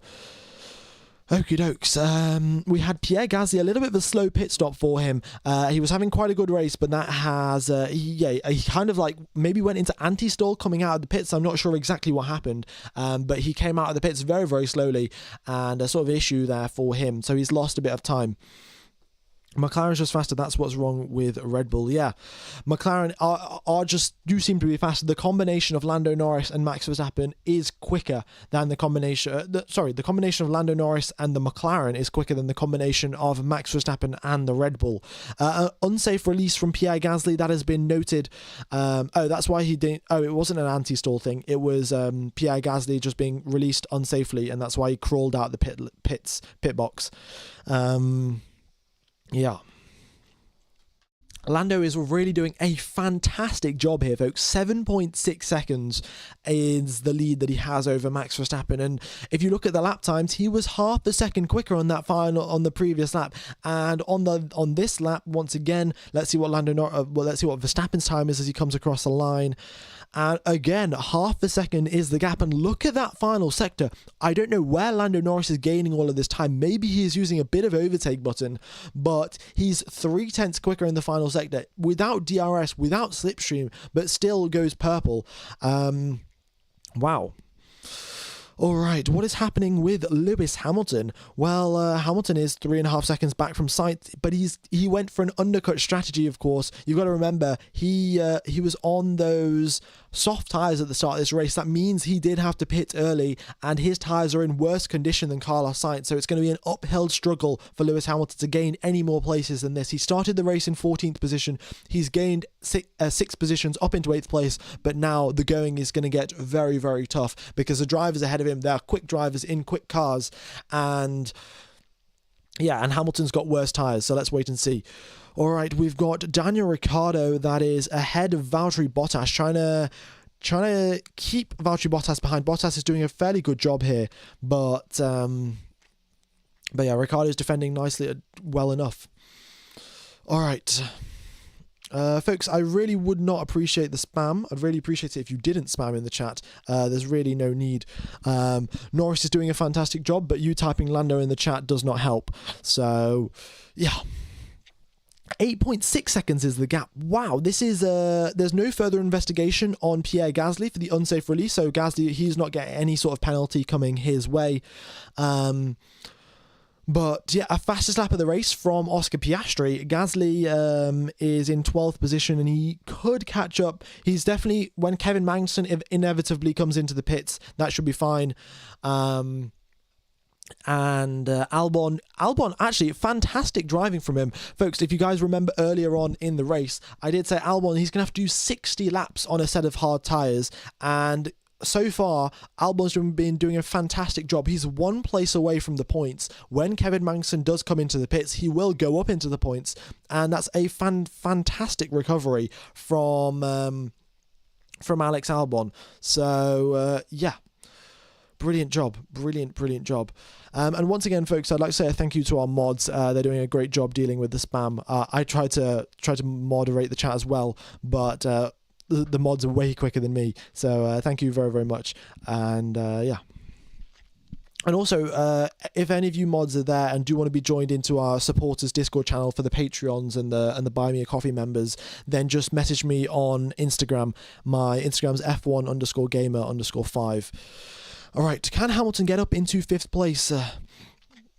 Can he do that? Well, he could, but there's going to have to be some sort of incident to get up into 5th place, because Piastri, Perez and Sainz are not giving up their position all that easily, and Hamilton is not gaining on either of them as well. Okay. Yeah, folks, if you haven't hit the subscribe button, be sure to do so. We're getting pretty close to 91,000. And wow, Piastri, another purple first sector. He's got Russell ahead of him, and he's really trying to catch up here. He does have 8 lap fresher tyres than George Russell, and he does also have a faster car than George Russell, so he's using that to his advantage, and I feel like we're going to get an overtake between Piastri and Russell sometime soon. At the start of this race, Stroll has been given a 5-second time penalty, folks. Stroll with a 5-second time penalty for speeding in the pit lane. Not ideal there for Lance Stroll. And Oscar Piastri, he tried to overtake George Russell at the start of this race, but he struggled quite a bit. And that was the fact that both drivers were on the same tyres. They were both on medium tyres, and they were both the same amount of laps old. But we have got now Oscar Piastri on 8 lap fresher tyres than George Russell, so that should make it a lot easier for Piastri to get that move done. And I think Russell his rears will start sliding around a lot more as well. Magnussen's gained 10 positions. We need a shout out for K-Mag. Indeed he has, but of course K-Mag hasn't come into the pits while everyone else has come into the pits. He's the only driver out on a set of hard tyres, so that explains why he's gained 10 places. Okie dokes. What else have we got to talk about? We've got a donation. Shaurya has donated 179 rupees. Thank you for the donation, buddy. Very much is appreciated. Thank you for helping out the channel, and your generosity is very much appreciated. Because of you guys, I've been able to get this, professional mic and all of these things.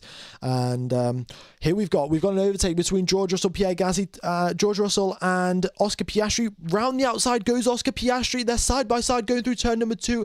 Piastri, what a move! He swoops round the outside with such confidence, and great driving there from Piastri, and Russell is already left in the dust. Look at that gap, 0.6 of a second, and it's been 3 corners. Piastri has just genuinely said, "See you later, mate. There's no battle between us," and he's totally, he's just. I don't know what to say. It's just said, "See you later." There's no sort of chance to have an overtake there. Oh, we've got a spectacular battle coming down the main straight. Albon in the lead of this race. We've got Fernando Alonso on the inside. And there's 5 drivers in the space of 10 meters. And Albon goes round the outside. Gasly goes round the outside of Alex Albon. What an overtake from Pierre Gasly. He's been doing some great racing here today. He had that sensational overtake on Sainz. Another battle with Sainz as well. And now round the outside of Alex Albon. 5 drivers within the space of 10 car lengths. That is brilliant to see. And Alonso's right on the tail of Alex Albon now. Albon with 20 lap older hard tyres. This should be a fairly simple overtake for Fernando Alonso, but he's got to keep in mind Lance Stroll is in his mirrors, and behind Lance Stroll there's also Kevin Magnussen. It is a 5-wave battle. Oh, did I say Albon's in the lead of this race? Apologies for that. Albon was in the lead of that battle. See, that's why I'm not a professional commentator. I'm a semi-professional amateur. But Carlos Sainz, fastest lap of the race, 7/10 behind Sergio Perez. He's going to be looking to close that gap up. And Oscar Piastri, the gap between himself and Leclerc when he overtook Russell was 4 full seconds. Now it's down to 3.5 seconds. Piastri on the previous lap was nearly a full second quicker than Charles Leclerc. A sensational job from Oscar Piastri, and it won't be long before he gets another overtake done. Fernando Alonso down the inside of Alex Albon, going down the start-finish straight, and Albon's tyre strategy, it was working, but now now it's clearly not working because his tyres are really, really wearing out, and there's still 31 laps left of this race. I think he's going to need a safety car to save him, to be honest.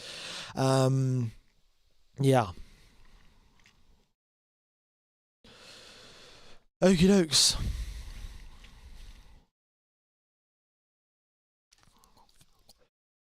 Kevin Magnussen finally comes into the pits. He did gain 10 positions overall, but then he ended up with coming out of the pits, and now he's only gained 1 position overall.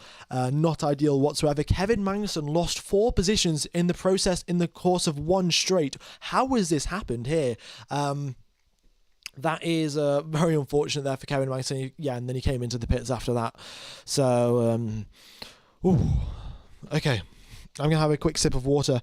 We've got 30,000 people watching the live stream, folks. If you are enjoying, then be sure to hit the like button and be sure to subscribe as well. I'll be commentating the Italian Grand Prix at Monza next weekend. So, be sure to tune in. And, Also, I would just like to point this out. Look at the gap up at the front. I haven't mentioned this for a while, but Lando Norris 10 full seconds ahead of Max Verstappen. Look at that. Verstappen's at the start of the straight. Norris is at turn number 2. Absolutely enormous gap. And we could be seeing a podium here for Charles Leclerc if he can hold off Oscar Piastri, but Piastri looks unstoppable. On the previous occasion, once again, 7/10 of a second quicker than Charles Leclerc. There's no stopping him now. And we'll wait and see when he overtakes Charles Leclerc. It's not a question of if he overtakes, I think it's more of a question of when he overtakes. Magnussen is on fresh mediums. And, Magnussen is on fresh mediums. He got overtaken by 4 drivers down the main straight. That was before he came into the pits, not after he came into the pits. Okay.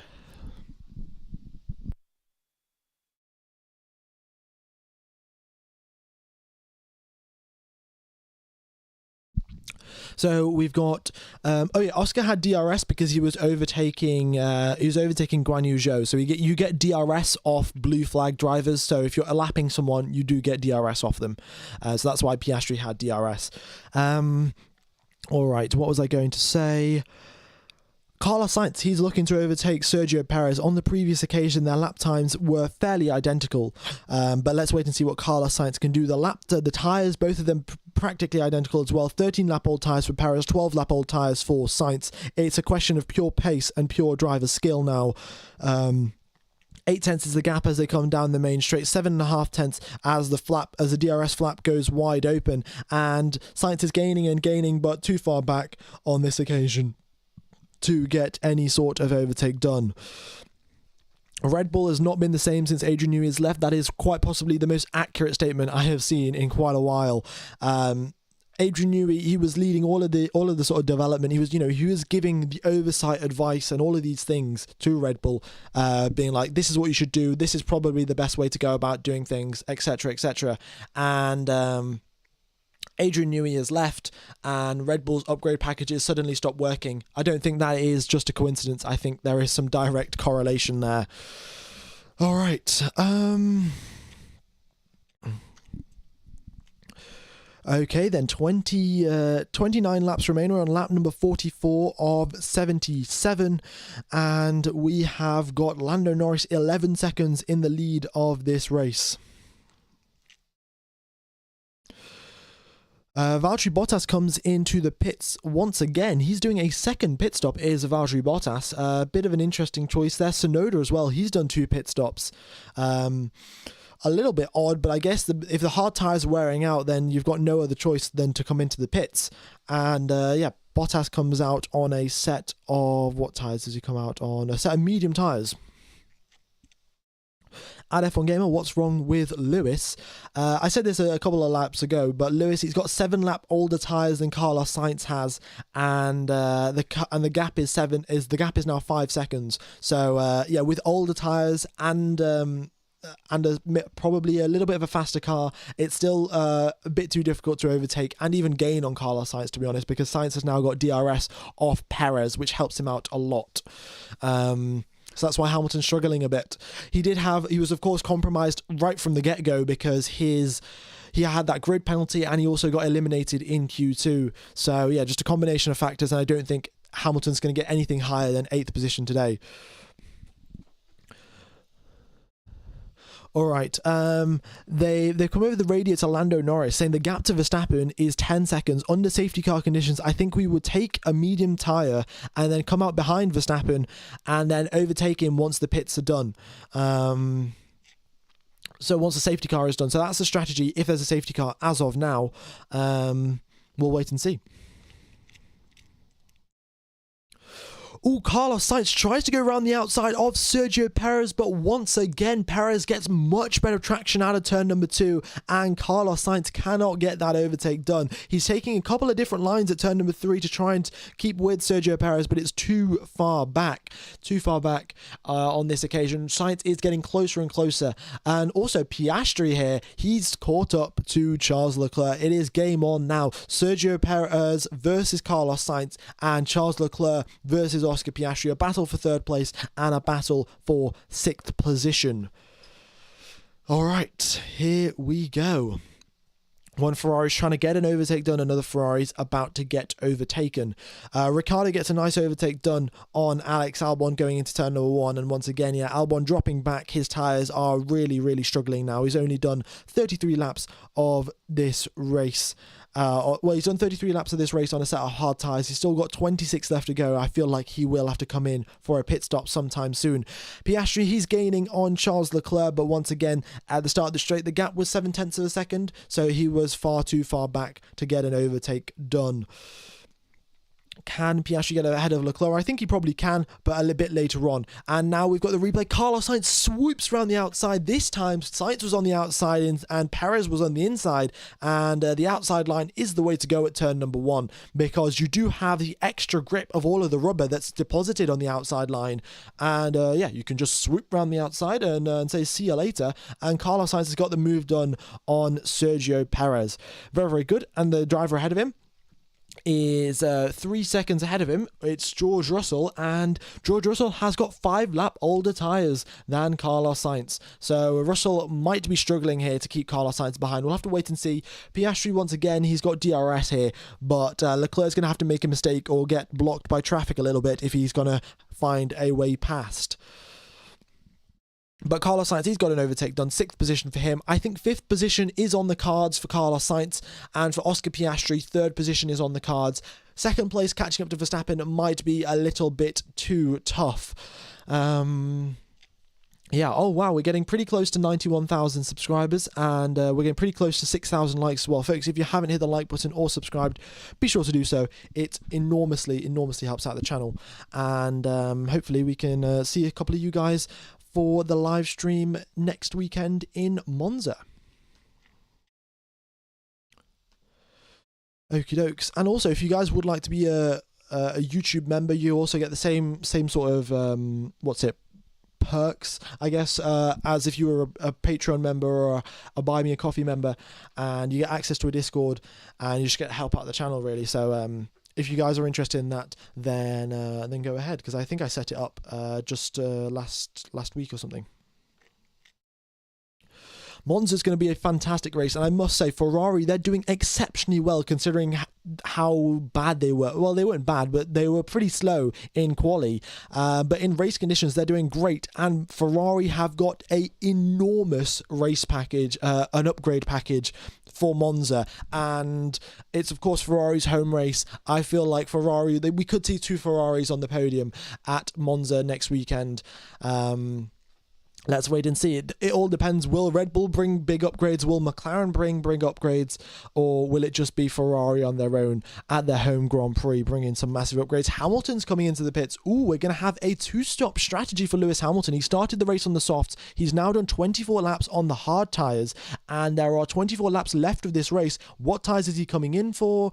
It is another set of soft tyres. So Hamilton doing soft, hard, soft. Interesting tyre strategy there from Lewis Hamilton.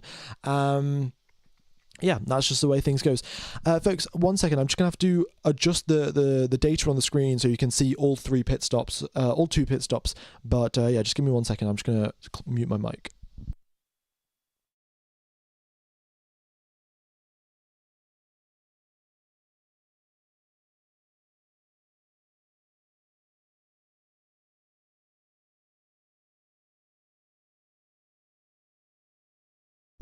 All right, there we go. So you can see all of the pit stops, the drivers that have done extra pit stops. Everyone else, though, up until now has only done 2 pit stops, and the only drivers that have the only drivers that have done 2 pit stops are Hamilton, Tsunoda, and Bottas. Everyone else has only done 1 pit stop so far. We'll wait and see what happens. Right.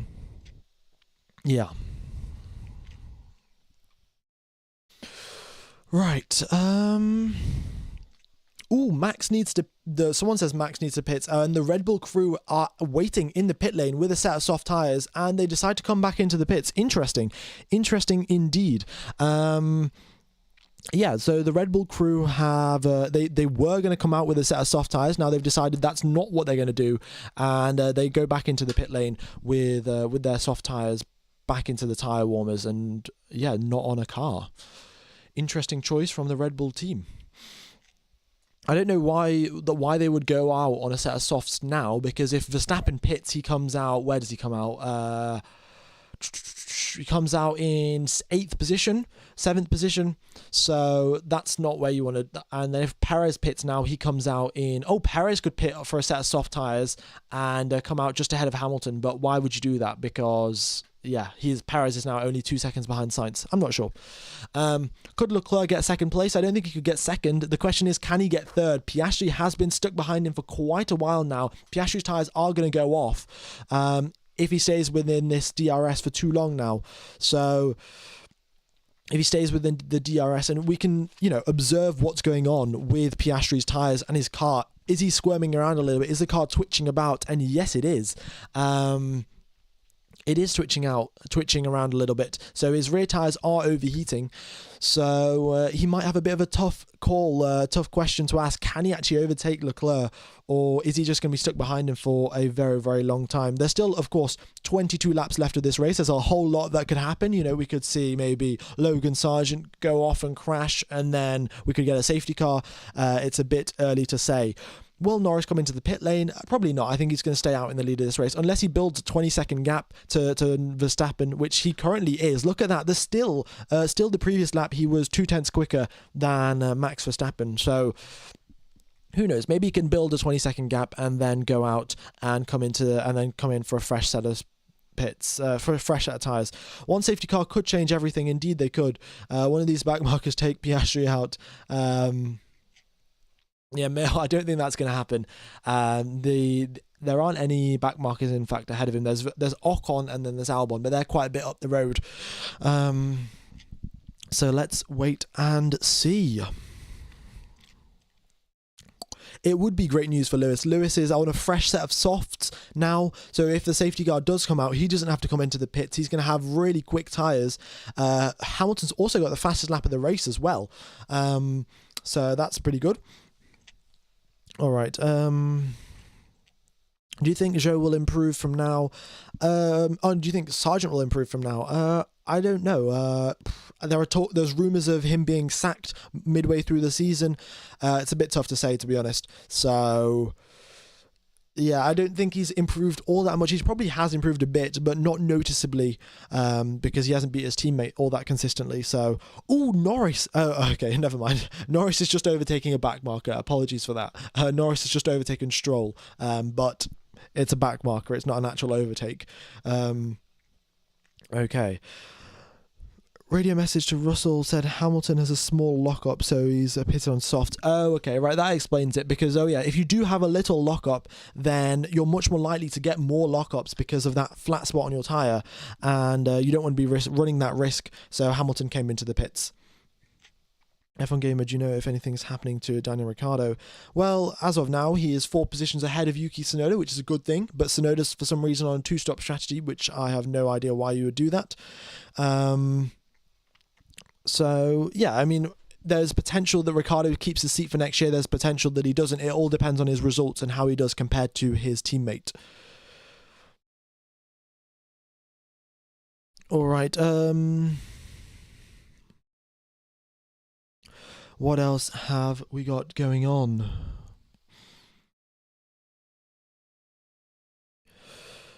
Not all that much, really. One sec. Let me just have a look at the lap times. Yeah, Verstappen is still half a second slower than Lando Norris pretty much every single lap here. And Norris might even build out that 20-second gap and then come into the pits. I wonder if Piastri made a mistake. Yeah, maybe, because he was trying to overtake Leclerc earlier, but the problem was he was within that sort of no man's land where you're at 7/10 behind the driver, so you do have DRS, but you're not close enough to get an overtake done. And if you sit in that no man's land for too long, your rear tyres start overheating far too much. You start sliding about. You use your battery as well to keep up with the driver ahead of you, and your battery gets depleted. So I think what Piastri is doing now, given that his tyres are now 9 laps fresher than Leclerc's, all he's got to do is wait till the end of this race, and then that 9-lap gap is going to be absolutely enormous in terms of lap time, and it should be a fairly straightforward overtake. So, Piastri's got around about 10 laps or so to just recharge his battery, cool down his tyres, and then he'll go start attacking Charles Leclerc once again, and it should make the overtake a whole lot easier. Yeah, Zhou has been lapped twice. He's just come into the pits now. So, yeah, it's really not looking good for Zhou. I don't know how he's ended up so far back. But yeah, 2 pit stops, and he's 2 laps behind. Oh, not ideal whatsoever. Folks, if you haven't hit the like button or subscribed, be sure to do so. We're getting pretty close to 7,000 likes. And, well, every single subscriber, we're getting one closer to 100k, which would be brilliant. Okay, and once again, I do have to mention this, F1 TV Pro. In fact, I have to play this little advert. It's at the top right, and it's not going to bother any of you, really. But if you want F1 TV Pro, it's 25% off for the next, for today and tomorrow, and you get the next 4 months 25% off if you buy the annual subscription for F1 TV Pro. It will last you all the way through towards halfway through next year's season. You get all the footage, all the onboards, and you get these spectacularly cool onboard cameras as well. So if you guys want to check that out, the link's in the description. F1 TV Pro has sponsored me, like the official F1 TV, which is, I think, crazy. Like, I started this YouTube channel, 4 years ago as a joke, and here we are sponsored by F1 TV, which is crazy. But I'll turn that off, and we've got 18 laps of racing here at the Dutch Grand Prix. So let's wait and see what will happen. I'm going to have a quick sip of water. My throat is really starting to hurt now. Yeah, why did they pit Russell? I think Russell may have had another lockup as well, but he's now pitted and he's lost a position to Perez, I think it was. Yeah, he's lost a position to Perez, which is not ideal. And there's 18-second gap now to Sergio Perez, so I don't think he's going to be able to catch up. I think what they're just predicting is that Perez's tyres are going to run out as well, and he's going to have to come into the pits. That's all they're hoping for, really.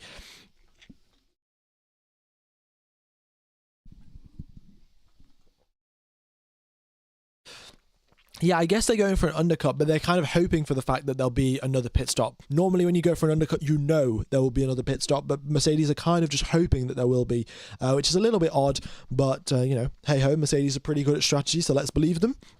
Also, the gap up at the front, 15.4 seconds, 15.5 seconds. I think Lando Norris domination could bore fans, to be honest. Yeah, because how has he done that? 15 seconds of Max Verstappen at his home Grand Prix. Wow. That is enormous. Norris could come into the pits, put on a set of soft tyres, and still overtake Max Verstappen for the lead of this race. That's how much of an advantage that he's got, which is crazy. All right, they've come over the radio to Oscar Piastri, saying, how is the tyre now? Piastri said, it's not amazing, but I'll make it to the end of the race. And he's now 1.1 seconds behind Charles Leclerc. I think he's back on the attack. His car has been recharged, his tyres are cooled down, and he's going to try and attack Charles Leclerc once again for that final podium position. Okie dokes. Ooh. Right. Leclerc is cooked. Yeah, well, I don't know. Piastri's gaining on him, and he's got a lot fresher tyres, so Leclerc should be cooked, but Leclerc can also put up a pretty good defensive drive to the end of this race. There's 16 laps left. It's not, you've got to defend 16 times into turn number 1 and not lose a position, and he should be fine. We'll wait and see. Let me know what you guys think. Who do you think should be driver of the day? We do have quite a few drivers that could be driver of the day, so let me know who you think it should be. Will it be Carlos Sainz? He's gained 5 positions from the start of this race. Lewis Hamilton, he's gained 6 positions from where he started. Is it just Lando Norris because he's built a 15-second gap on Max Verstappen? Yeah. What tyres is George on? George is on a set of soft tyres. Folks, if you haven't been on this stream before, the leftmost tyre is the tyre that the driver is currently on, and the rightmost tyre is the tyre that the driver started the race on. So, yeah, as of now, Russell's on 5-lap-old soft tyres. Ooh, we've just got a notification on Buy Me a Coffee. Someone has Gasolina and Matches has just donated. Very much do appreciate it. Thank you very, very much. All right. Driver of the day, Hamilton, Lando or Lewis, yeah. Show as driver of the day, yeah. I mean, you could say that as a joke vote, couldn't you? Being 2 laps behind the lead, maybe even 3 laps behind. Let's have a look. Where is Guan Yu Zhou on the circuit? No, I don't think it's gonna be 3 laps behind, but he's definitely 2 laps behind. Okie dokes. What else have we got going on today? We're on lap number 59. 14 laps remain of this race. Piastri's in DRS range. Let's go. We've got some racing to the end of this race now. Pierre Gasly's trying to overtake Hulkenberg for 9th position, but all eyes now are on Piastri versus Charles Leclerc. The gap is 9/10 of a second. Piastri doesn't have DRS on this occasion. He was too far back at the detection point himself, but I think there's a battle brewing now between Leclerc and Piastri. Leclerc's tyre is 34 laps old, right? Oh, look at this. They've come over the radio to Piastri. Let's go Strat 11 for potential overtaking. Strat 11, and that's 14 laps left to go. They've got Strat 11 for 14 laps. He's on overtake mode for 14 laps of this race. They are really giving it absolutely everything from Oscar Piastri's side, and hopefully he'll end up in 3rd position, exactly where he started the race. So let's wait and see what happens. Here we go then, lap number 59 of 72, and Lando Norris 16 seconds in the lead of this race. Wow. Yeah, McLaren is turning it up to 11. In fact, they're turning up to Strat 11, and we're going to have a fantastic battle between the 2 youngsters.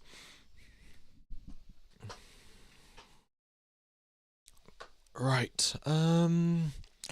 Wow, pretty close to 7,000 likes. That is brilliant. And if you guys haven't hit the subscribe button once again, we could get to 72,000 subscribers this live stream, which would be mind-blowing. Who would benefit from a safety car? I think both Mercedes would benefit from a safety car, since they wouldn't actually have to come into the pits. That would definitely help them out. And I think Max Verstappen would definitely benefit from a safety car, because all the gaps will be closed up. Any driver that has a big gap to the driver ahead of them, that will benefit them, because that gap will go down to 0 seconds. Okay.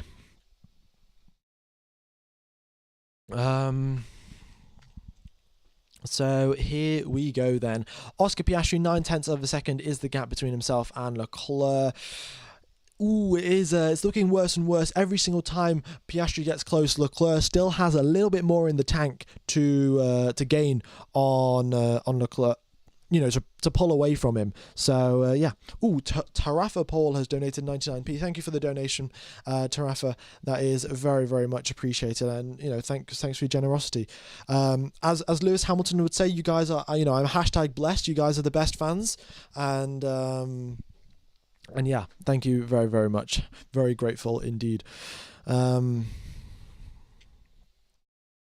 So here we go. We have got Oscar Piastri, 1.1 seconds the gap. He's fell back again.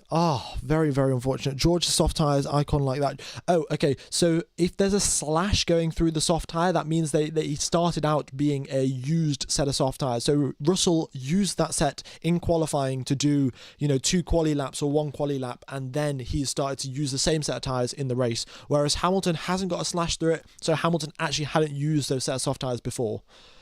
All right, the current vote split for driver of the day, 22% for Lando Norris, 15% for Charles Leclerc, and 12% for Lewis Hamilton.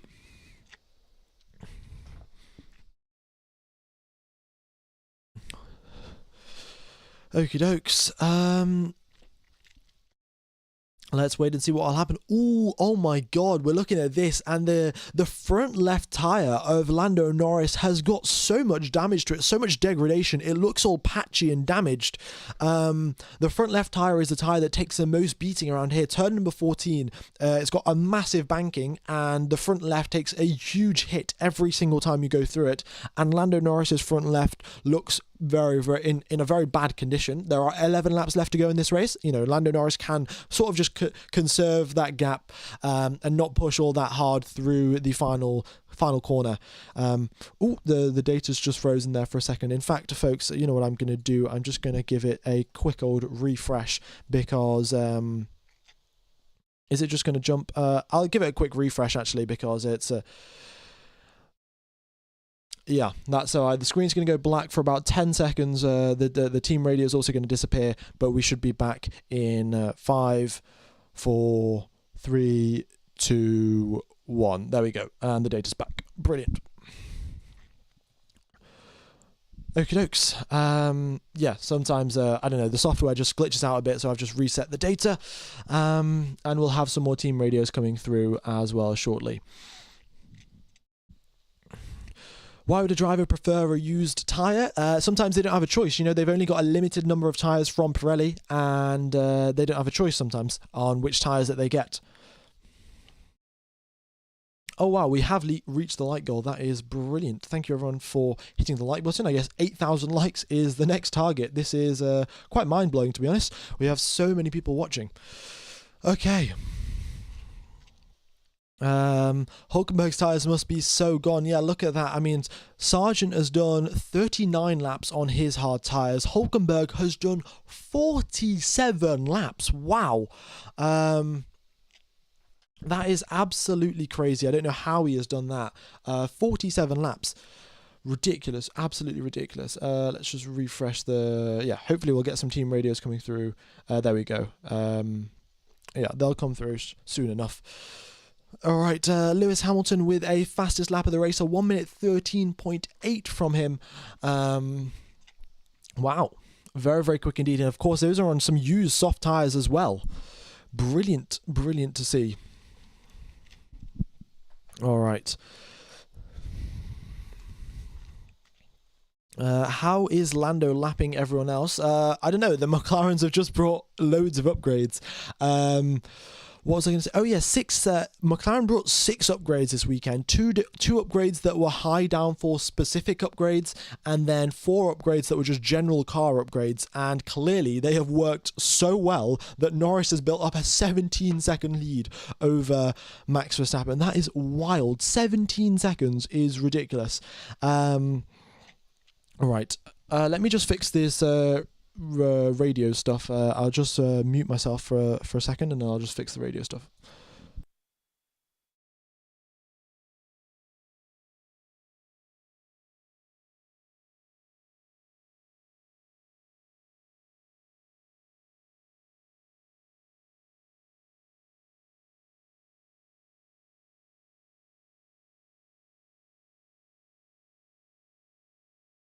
Okay, hopefully that should fix it. There we go. Yeah, right. Team radio is finally coming through.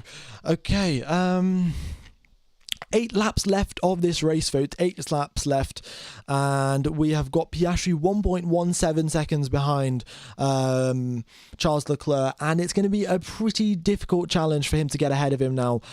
With 8 laps left to go, he has been in Strat 11 for quite a while. He's been in that overtaking mode that McLaren have offered him, but still, it's been so difficult to catch up to Leclerc and then also get that overtake done. He's just been hovering in that 7/10 of a second window. So now he's got to force a mistake out of Leclerc, and it's much easier now with 40 lap old hard tyres. It's going to be very, well, it's not very easy, but it'll be a lot easier than before to force a mistake from Charles Leclerc and to get past him. So this is the final 8 laps. It's Oscar Piastri versus Charles Leclerc, and apart from that, I would like to mention how more than half of the grid has been lapped by Lando Norris. I mean, Lando Norris could, he could start driving in reverse and still win this race. Like, wow, he's lapped half the grid. That's, wow, okay. Haven't seen this level of domination in quite a while. Well, actually, I say that, but we've seen Max Verstappen win 10 races in a row. So, but yeah, we haven't seen this much domination from a driver that isn't Max Verstappen. Oh no, we're seeing some lockups from Lando Norris. I mean, he's got an 18-second lead. He can comfortably come into the pits and still re-overtake Max Verstappen. But Lando Norris, as he was going through turn number 12, he was on the inside. He was on the curb on the apex, and the brakes were just ever so slightly locking. And, well, that's a very big problem, isn't it? So, who knows? His front left tyres are really suffering. We're going to see how he can manage that. But he's only got 7 laps left to go. Oh, we've got a donation. Thank you for the $5 donation. Let me just read what that message says. If your dad was a billionaire, would you choose to be an F1 racer? Yeah, I'd probably say so. Yeah, I mean, Lance Stroll has done exactly that. So, yeah, why not? Why not choose to be an F1 racer? Pretty cool job. Or maybe even an F1 commentator. I'd say I'm quite good at that. Okie dokes. What else have we got to talk about? Oh, another fastest first sector from Lewis Hamilton. Hamilton's just going on a fastest lap quest here. I know, if you guys remember back to 2021, you saw we always had those little battles between Verstappen and Hamilton where they would alternate fastest laps. One driver would set a fastest lap and then another driver. Hamilton's just decided, oh, I've got no one to play with today, so I'm just going to set fastest laps on my own. He's actually catching up to his teammate George Russell quite well, and the gap's quite close. I don't know if Mercedes will let them continue battling, but yeah, if they'll let them fight, but we'll wait and see. 6 laps remain of this race, and George Russell is in 7th position, Lewis Hamilton in 8th. Hamilton up 6 positions off the start of this race, Russell down 3 positions off the start of this race. The Mercedes is quite evident there. You can see Mercedes, they are the 4th fastest team. Ferrari seem to be much better in race pace. As you can see, both Ferrari drivers have gained positions in the race here. Carlos Sainz up 5 places, Leclerc up 3 places, so they're much better than they are in qualifying. So yeah, Mercedes good in quali and Ferrari's good in the race, and Ferraris have got even more upgrade packages planned for Monza. So let's wait and see what happens. Maybe Ferrari second fastest team next weekend out in at their home Grand Prix. All right, Oscar Piastri, 1.2 seconds is the gap, and we've got 5 laps left to go. Time is running out, Oscar. You've got to get a move on if you want to get that podium position. Yeah. Yeah, Lando Norris has broke the curse. Well, I guess he did have a bad start, but he still ended up getting up into first place. So, yeah, very, very nicely done from Lando Norris. Right, 32,000 people watching the live stream. That is brilliant, folks. If you are enjoying the coverage, then be sure to subscribe. Hopefully we can hit 92,000 today, and if you haven't hit the like button, then be sure to do that as well. Yeah, and hopefully I'll see you next weekend for the Monza stream. 5 laps remain of this race, and Oscar Piastri 1.1 seconds behind Charles Leclerc. Piastri has been teasing us all this time, but I don't know if he's got enough pace left in the tank, if he's got enough pace left in his front left tyre to end up winning this race. It's going to, not winning this race, getting that final podium position. We'll just have to wait and see.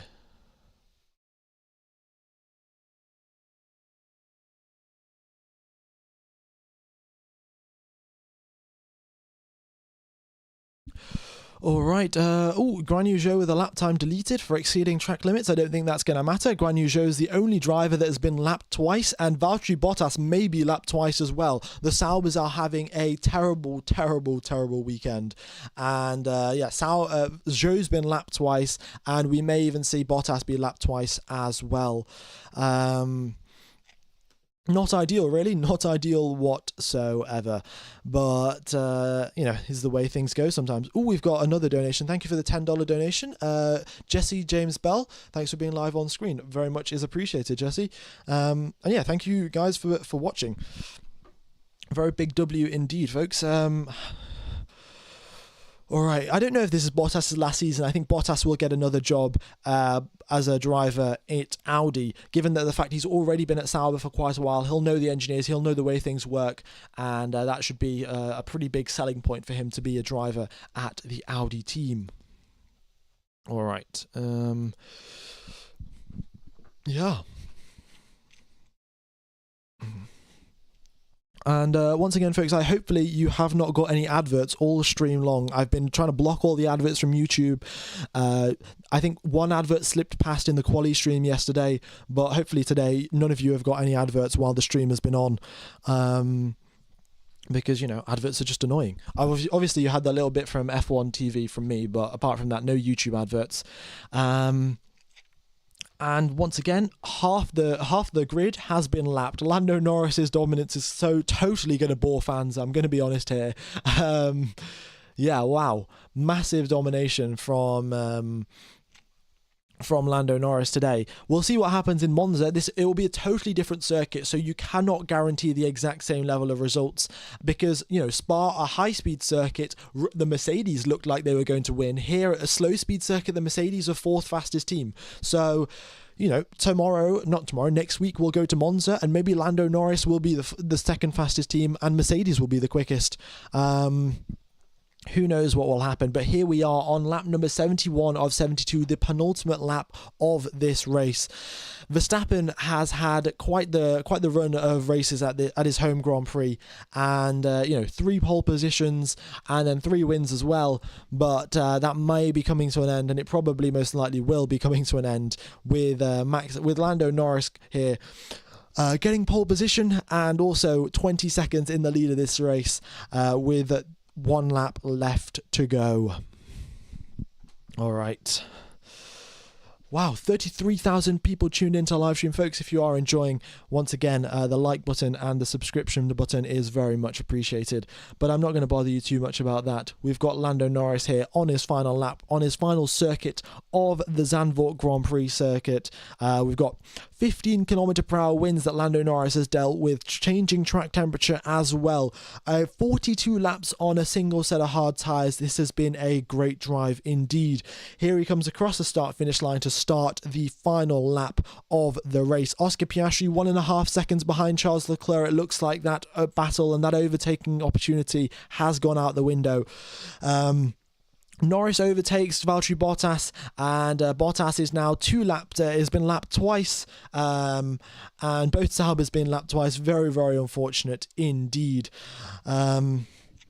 Here we go, the final lap of the race. It's a little bit anticlimactic since we already know who's going to win, but nonetheless, it has been a fantastic drive from Lando Norris.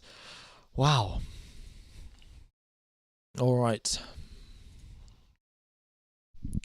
So here he comes through turn number 10 for the final time. Max Verstappen was really struggling in that corner, and that is when Lando Norris pounced and got that overtake done. And he goes into turn number 11 where his front left tyre has been locking up for quite a few occasions, but the flat spots have not deterred him. He makes his way through the penultimate corner, through the banking, and Lando Norris here, he started from pole position. He threw it away at the lead of this race. On lap number 18, he got past Max Verstappen. He comes across the line with a 22-second lead to win the Dutch Grand Prix. Absolute domination from Lando Norris. I don't know what the data has just done and why it's put Valtteri Bottas in second place, but that is clearly not the case, and that also just rhymed.